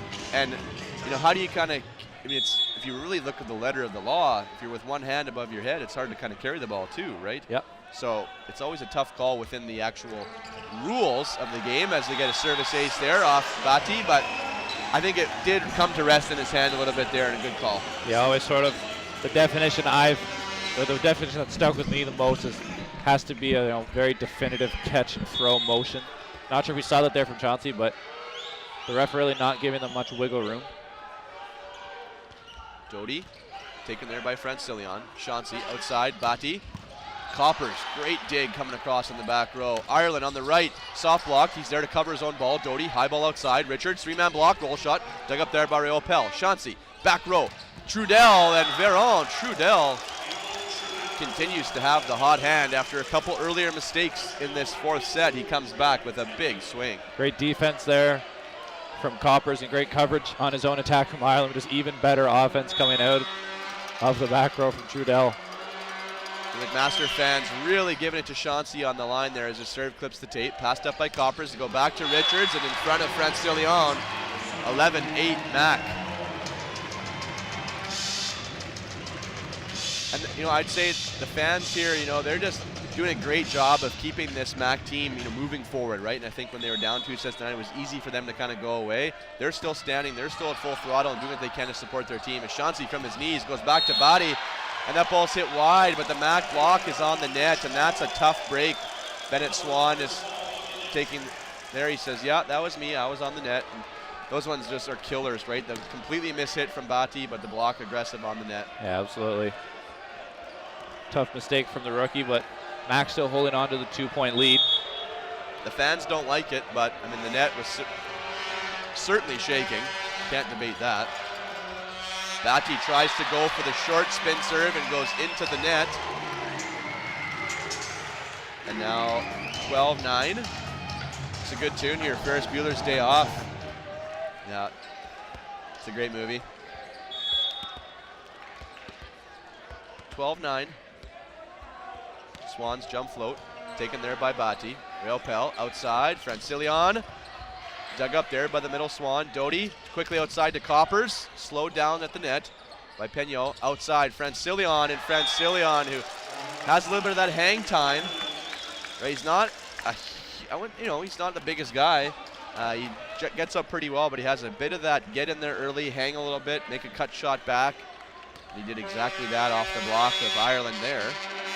Definitely not going to look like too big a guy, especially standing next to Desjardins, no, but that doesn't help his cause. And a good job there by Coppers to leave that one as it sails long. Missed serve there by Penyo.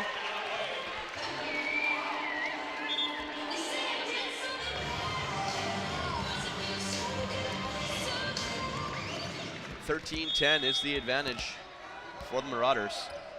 Ireland's jump float taken by Bati off the net. Chauncey outside. Francillion looks to wipe off the block. Kept alive by Desjardins. Yusuf Trudel. Desjardins again on the cover, but can't get enough on it. And that's the big block there for McMaster. 4-point lead. Great discipline on both sides. Both antennas there for McMaster. First from Doty, and then on the outside with Coppers and Kochevich. Uh-oh. We got a broken paddle. We have some splinters out on the floor there. Coach Dave Preston trying to insist on that should have been a card. Yeah, I'm surprised that wasn't at least a warning, to be honest. But he gave it to that paddle there. That was some beautiful woodworking on that paddle too. That was, I believe, Canadian maple. Somebody spent a lot of time in shops class making those paddles. Someone's going to have to replace that one. They got the masking tape out. I don't know if that's going to fix it, but Coppers diving pass. Doty all the way back across the court to Ireland. The ball rattles along the top of the block, kept alive. Doty outside, Coppers, roll shot, and goes off the block and down. And I got to say, I'm very impressed with the adaptability of Coppers, right? I think he's kind of learning as this match has gone on what shots are available to him, and he's really opened up the toolbox, and he's taking what's given to him by Montreal and scoring. Absolutely. You mentioned, I think, earlier talking about how a lot of times when you're a player who's swinging hard and it's not scoring, the one instinct that might be a little natural is, well, then I'm just going to start swinging harder.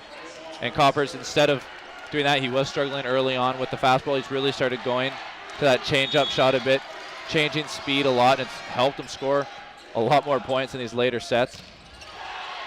Fred Sillon tracks that one down. Chauncey goes to Trudell in the back row, and that one's miss hit. We're going to go to the timeout.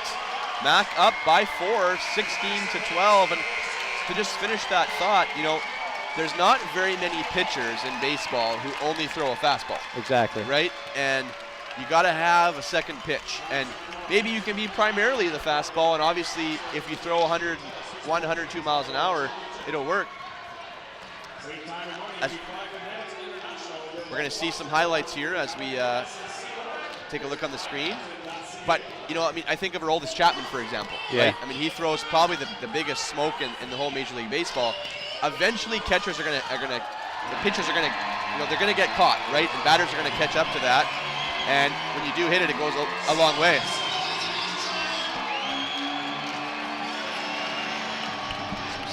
Seeing a good job by Coppers there with that tip down to the floor. And we head back to live action here as the teams are ready to return to the court. And I think as well, on top of, you do need to have that ability to have more than one pitch.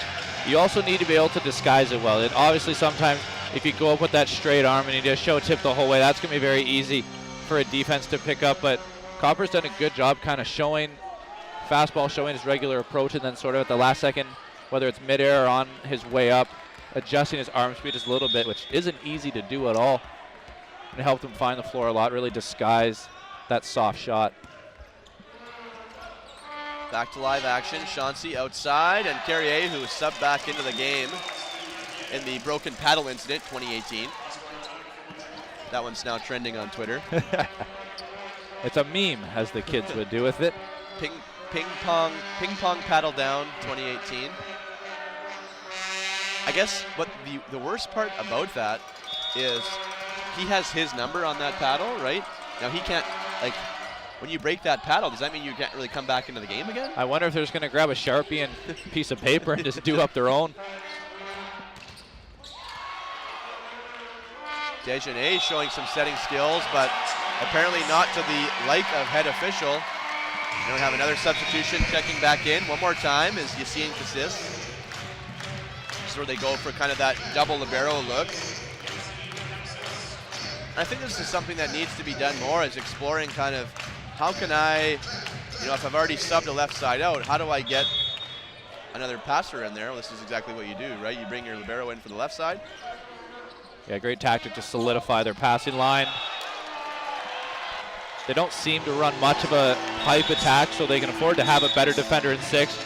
Their only real back row threat has been Veron Trudell with the C ball. Do you guys call it a D ball out west? Either or. Just kind of depends what the weather's like on that day. C, right. D, it's all kind of the same thing, I guess. But first game of the weekend together, wanted to get that out of the way early, so we'll be on the same page heading forward. And I know that some coaches, they will say the C's a little bit more inside the court, the D's a little bit further out. I see, okay. Yeah, to me, just kind of, at our level and the club level stuff, to me, I kind of view it as the same thing. It's just a matter of what you want to call it. Yeah. High ball outside, and that's touched by Doty, but not enough. And now Chauncey will go back to serve, and his serve can be dangerous. I don't think he'd be happy with his serving numbers on the night, right, as far as his ace to error ratio here, but I think he can put McMaster in trouble from the line. And that's exactly what he does. I kind of almost teed that one up for him there. He gets his first ace of the night.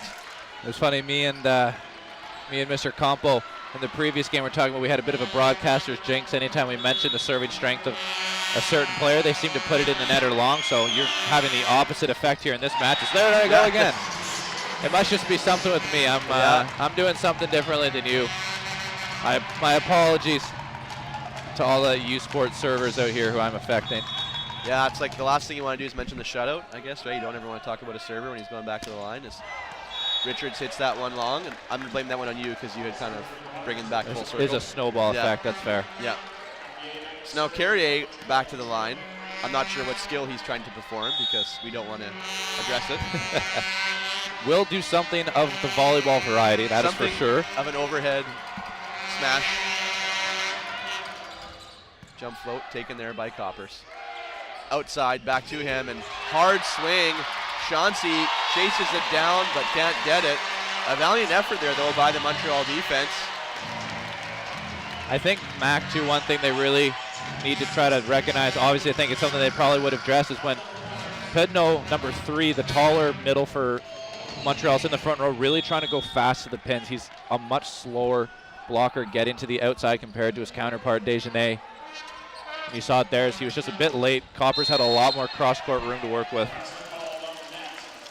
Good slowdown block there by McMaster, but Kotkevich was on the net. As Desjardins will check back into the front row. So 20-17. With Pedno going back to serve. And again, some McMaster alumni who were down on the baseline, really giving it to him down there. Doing their part to try to help their team to get to a 5th set. Doty forces the middle to Kotkevich, covers his own ball. Pereira bump set, chases it down. Coppers just going to give a free ball over here to Montreal. Chauncey outside, one-on-one, and a nice job there by Pereira to keep it alive. Doty back to Coppers. Coppers with the tip. Francillion's there to keep it alive. Now they'll go back to him on the left, and that goes off the hands, and Trudel was there waiting for it, and Veron Trudel with the kill. We've now got to a 2-point ball game. We're going to have a substitution here for McMaster. Checking in will be number 17, Josh Eklund. I think a good job here by Preston saving that timeout, right? Going to try to go to the sub here, change the look a little bit, and I'm guessing if they don't side out here, a timeout will surely be coming on the next point. Also, important to note on that last kill from Veron Trudel, tying the game high with Coppers for 17 kills on the match. Ireland on the right takes the setter Chauncey out of the play. Pedno sets outside to Trudel, and Pereira was kind of cheating inside the court a little bit on that one, and now we will see a timeout from Preston. 1-point ball game, 20-19. Mac still on top, but Montreal doing their best to end this here in a 4th. Montreal with a really good push here. Mac was able to get out to a fairly solid lead in the 4th set, but Montreal not letting them take this one easily. As Mac sort of seemed to get back, they're slowing down a little bit on offense, haven't been able to find the floor on the offensive attack nearly as well as they were in the last set. Some great block D, some great transition offense as well from Montreal. There's such an interesting dynamic here to this tournament, Tom, would be, you know, all the people who are working here at the tournament, right, and everybody from McMaster, they're obviously, you know, they're concerned about the tournament, but you're also kind of concerned about your own team and your own school, and, you know, they want to keep the interest level up, right, for the local fans, and there's all these different factors, and, you know they're working and they're tackling all these different tasks, but at the same time, they're looking at the scoreboard, and, you know, they're so invested in this whole thing, and this is months and months and sometimes years worth of work to host these events, right, and you know, it's so hard on all these people involved. That's why it's nice for us. You know, we can kind of sit back, enjoy the volleyball. We've got these great seats, and exactly. We don't have that same vested interest in any one particular team. That serve clips the tape. Good job by Eklund to keep it alive. Doty outside to Coppers, and a great job by Francillon to dig it into the net, but nobody can come up with a second contact. And, you know, I said, speaking of vested interest, you know, our French compatriots just down the row here, you know, I look down at them every once in a while, and you know, they're just recently finished playing for Montreal, right? So many of their former teammates and friends here on the court.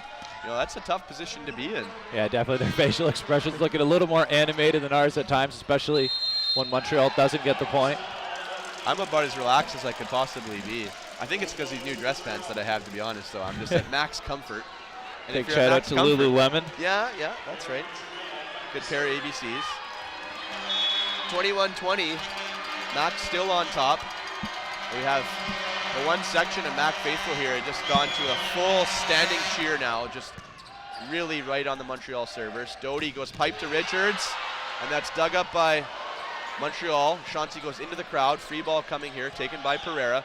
Doty quickly outside to Coppers, has to just tip it over, but it catches Montreal a little bit off guard, and now another free ball opportunity coming here, taken by Richards. Doty middle to Eklund, and Eklund goes off the block and down, and you got to wonder, Francillion came over to help block there, Tom, and almost got there a little bit too late. Maybe been better off just to stay down and probably would have defended that ball. Yeah, would have been there in almost perfect defensive position, but you do kind of got to make that decision almost before the set's made if you want to jump in and help out. I think trying to recognize there may not have been a massive C-ball threat coming. Well, if you could choose a server for Mac, it would certainly be Coppers as he goes back to the line, goes after that one. Passed up nicely to go middle to Dagenet, and Josh Eklund gets the slam in the middle, and that will lead to Coach Ghazi Gadari calling his second and final timeout. Mac leads 23-20 here in the fourth set. I'm firmly in the camp that a big block is always going to be a lot more exhilarating, you know, than bouncing a ball in front of the 3-meter line. Josh Eklund coming in, substitution in this set. Really nice kill on the previous point, then comes in with a huge block in the middle, putting Mac within 2 of forcing a fifth and final set. And that has really got this Mac crowd on their feet and excited. Well, to piggyback on that thought, Tom, is that, you know, volleyball, you know, we're separated by a net, right? There's no contact, or there's no hitting, there's no, you know, nothing really where two players are going against each other. That block is that one time in the sport, right, where it's like, here's your best at your hardest, and here's my best at my hardest, and I'm shutting the door on you, and it's such a great feeling, right? And, absolutely. You know, there's, like I said, there's really no feeling like it in volleyball. And that's why even as younger players, you just lower that net right down to nothing, and just have them stand there, just get that feeling of the ball hitting their hands and going down, and it becomes something that's just addictive, and they want to block all the time. We'll see if they can get another one here as Coppers once again goes after that serve. Chauncey goes back row to Trudel, and Trudel gets the kill. Baron Trudel continues. 19 points now. Him and Coppers can just go back and forth here for the lead in this match. Really is a battle of the two heavyweights between Baron Trudel and Brendan Coppers. Coppers now in the back row, as is Baron Trudel. Francillion serve taken by Pereira. Doty goes back to Ireland, and Ireland off the block of Terrier and Dagenet and down. And we now have a set point opportunity here, which has gotten all of the Mac fans up on their feet here now, starting to rise to the occasion. 24-21. They need 1 point to force the fifth set. I wouldn't be surprised to see them go to Baron Trudel on the C-ball here. And they won't get the opportunity as that serve from Eklund sails long. So Montreal is going to need 2 steals here to try to tie this thing up and get to extra points. And it's Dagenet who will serve. And earlier in this set, he did go on a bit of a serving run here, which gave McMaster a little bit of trouble. But he puts that one into the net. 25-22 McMaster. And we are heading to our first fifth set of the day. And what was supposed to be the closest and most exciting game in the match to this point is living up to the billing. We'll be back for the fifth set. What's BioSteel to me? What's BioSteel to me? What's BioSteel to me? You wanna know what BioSteel is? It's the fuel that helps me prove that age is just a number. Everything it takes to win 2 gold medals. Living healthy and still trying to keep up with my kids. Hydration to do it again and again.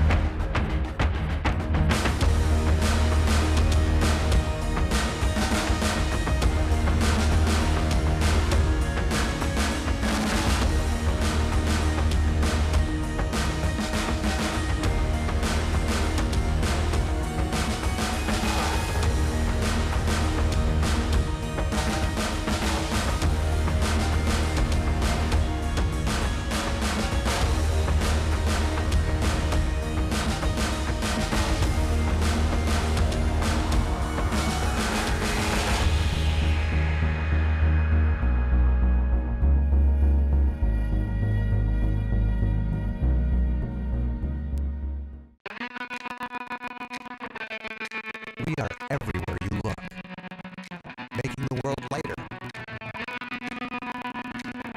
stronger, more sustainable. Our product is steel. Our strength is people.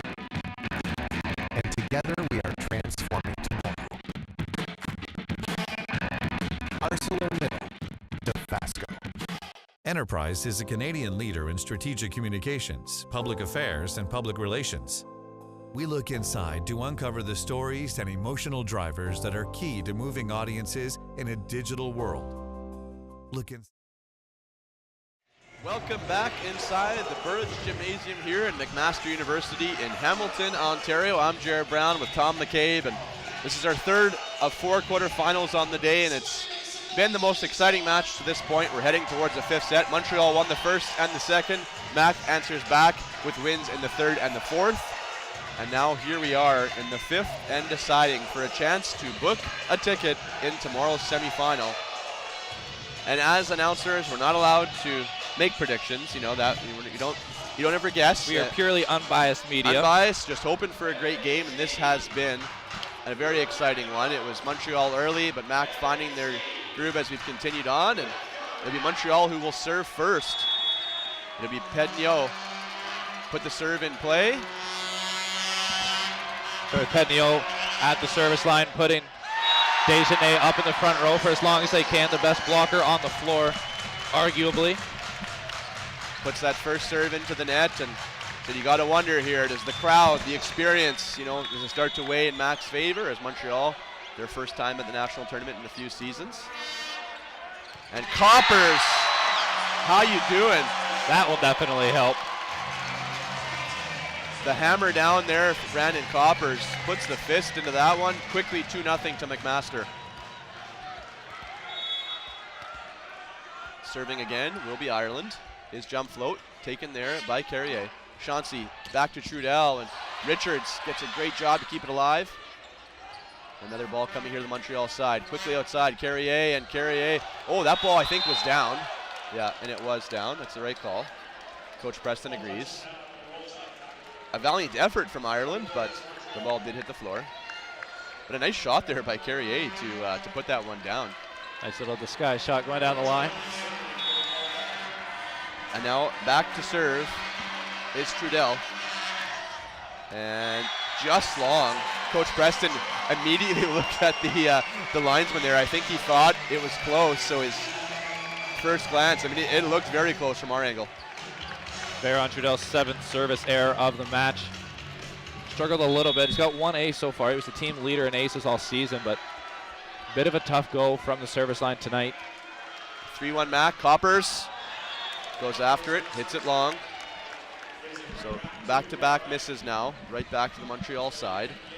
And it will be Carrier who will serve here for Montreal. I think both teams have kind of taken turns being their best in this match, gone back and forth a little bit. See what happens here in the 5th. Coppers, great pass. Doty outside. Richards dug up there by Trudel. Chauncey, great find to Desjardins. And that quiets the crowd a little bit. We're tied up at 3. Terrific run in transition with Chauncey and Desjardins in the middle. Chauncey sort of going up, looking like he may have been looking to be aggressive on that ball, go for a dump. The Commissioner gives the 60 to Desjardins, who finds the floor. Carrier serve, taken there by Coppers. Doty, middle to Kotkevich. And Mac very happy to quickly side out in that rotation. It's been Carrier's serve who has given Mac all kinds of troubles tonight. So they get out of it there in 2. They scored 1 point, but still up by 1 with Kotkevich back to serve. His jump float, though, mishit into the net. So both teams have had a couple nervous serves in this 5th set. They're both middles, actually, interestingly enough. And now Desjardins, the Montreal, I'm not going to repeat what that sign says. That wouldn't be fair. I'm not faithful there. And it's Bennett Swan who drops the inside hand. I think kind of baited Francillion into that shot, showed him a lot of cross court in the last second, dropped it inside hand, and that's a tactic that's really smart for middle blockers, right? You go up, you close that block with your hand to the outside blocker, and then the inside block, you can really reach back at the last second because nobody's usually going to hit the ball into your left hand. Yeah, and Bennett's a guy who has some great length in the middle. And he tried to get him again there, but it's Doug kept alive. Free ball coming here. Chauncey teed up outside to Francillion. Copper's there with the dig. Doty on the run, goes back looking to Ireland and just kind of power sets it down. Missed opportunity, and Trudell to the back row. Pereira with the dig. High ball outside. Richards covered there by Coppers. Doty back to Ireland, and Ireland cross court gets the kill. Great rally here in the 5th set, finished off by Craig Ireland. Terrific rally, fantastic defense on both sides, especially on the McMaster side. Jordan Pereira, some huge digs. But Francillion was all over the net on that last block. And credit Ireland for getting the kill. Maybe the ref was just looking in way of the ball, but he was all over the net on that block. No whistle there. Clips the tape. Chauncey back tee to Trudell. Kept alive, and Coppers is going to fake the pipe hit and then sets up Ireland.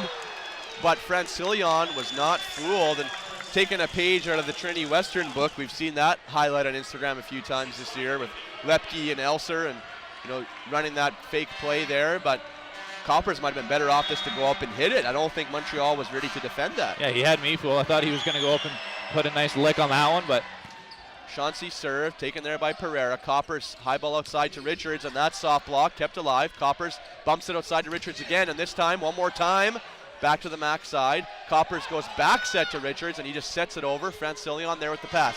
Chauncey goes back to him on the left, and it goes off the chest of Doty, and we're now tied up 6-6 here in this 5th set. This momentum swings back and forth here, Tom. Team sort of trading big point after big point. Francillion, we were mentioning throughout the broadcast, has kind of shown a lot more of that shot selection, trying to roll, tip off the block. Counters already more now to the power swings you saw there, going hard down the line. Middle to Swan, cut back, dug up by Chauncey. Real Pell goes pipe, that's dug up by Doty.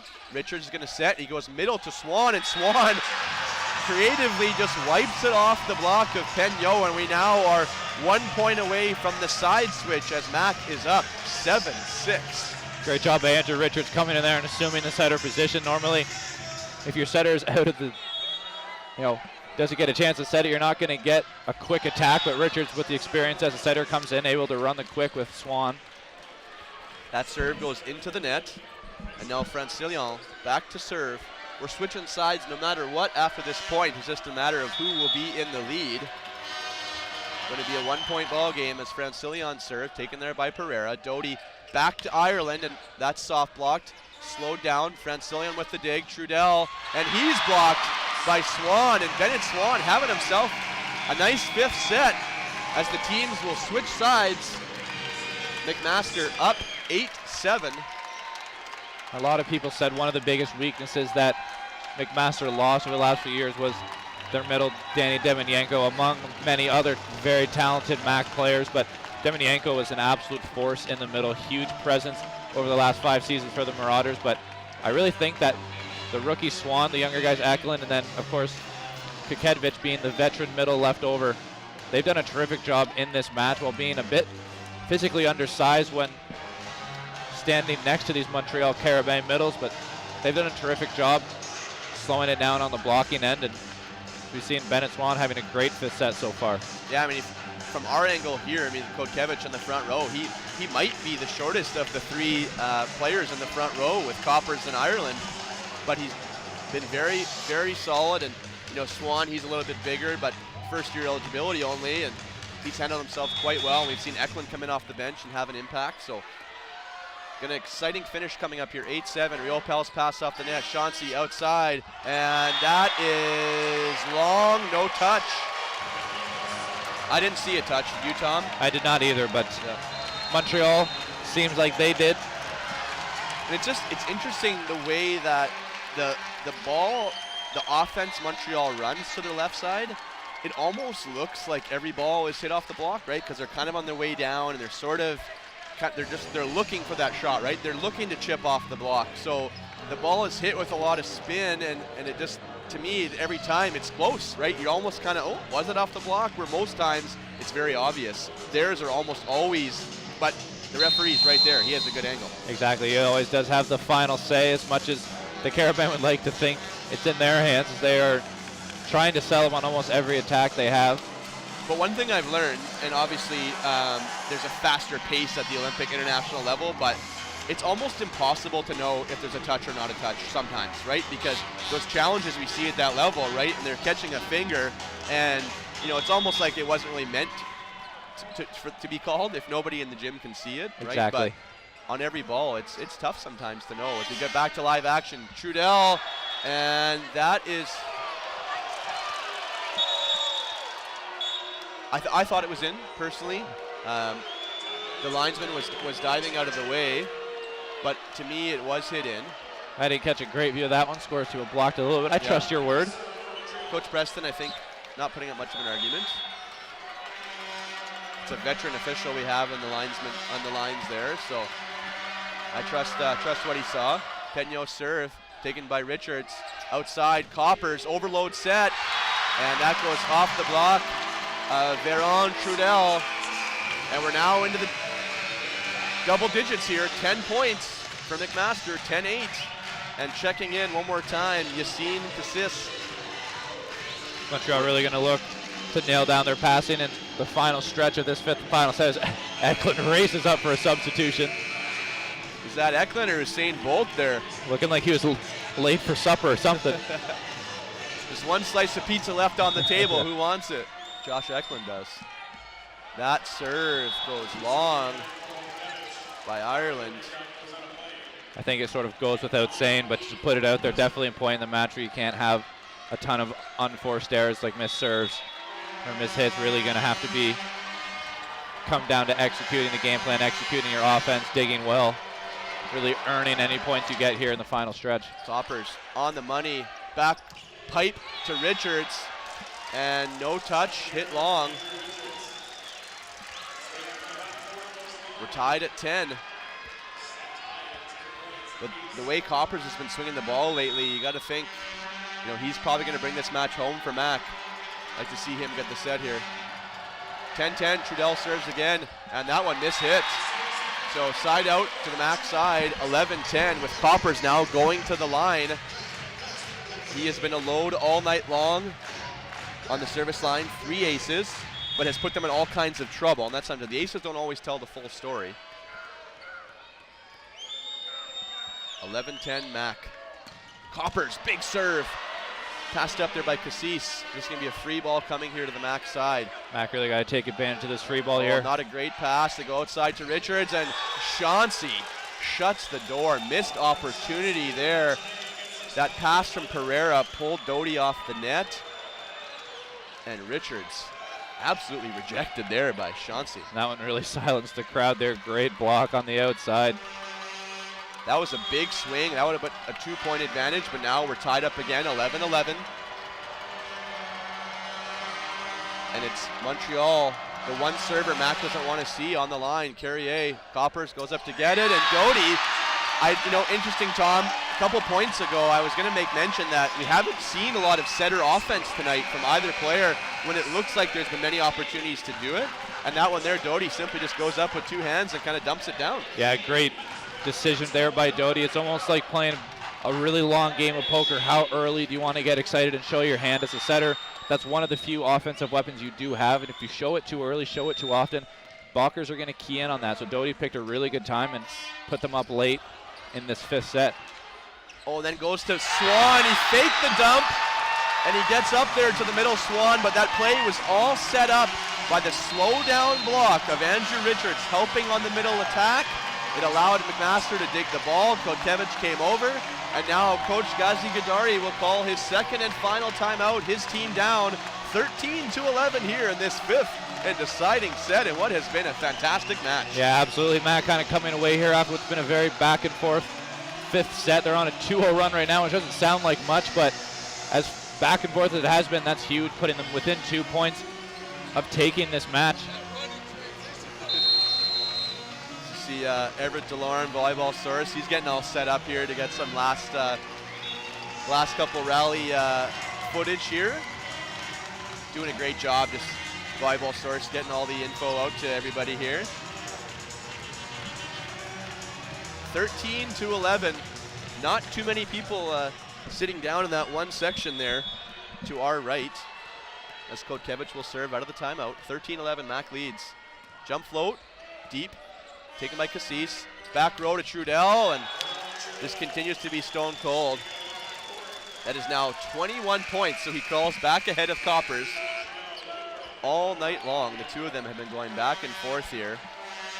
As Desjardins will go to the line. His team down by 1. The White Stripes rain down. And that serve just clears the tape, and it's Ireland out of the back row. Oh, and a kind of a big banana shot there, but the ball's set too tight. Chauncey just tips it over. Pereira's there to keep it alive. Outside Richards, and Richards off the hand and wide, and we now have match point opportunity here. I almost thought that jump tip there by Chauncey was going to fool Jordan Pereira. He was really creeping in. Good reflexes on him, able to keep that ball alive. Second-year setter David Doty on the line for the Marauders. Match point opportunity, a chance to advance to the semifinal. Carrier's pass is not great. They go back row to Trudell, slowed down at the net, dug there by Mack. They go pipe to Coppers, and Coppers finishes it off. McMaster comes all the way back, down 2-0, and wins this quarterfinal in 5, 15-12. And Tom, fantastic match. You got to give full credit to Montreal. Really tough game to lose. Absolutely. Montreal played their absolute hearts out through all 5 sets. They really dominated in the first 2, but Mac, just like we said, elevating their play, especially in the offensive side of the ball in the last 3 sets, helping them climb their way back in. And we kind of joked in between sets here while we were off air, Jared, that you either win a game in 3 or you might lose it in 5, with Mac coming back on their home floor, taking that momentum by winning those final 2 sets, taking that into the final 5th set, able to come away with a 3rd and final victory.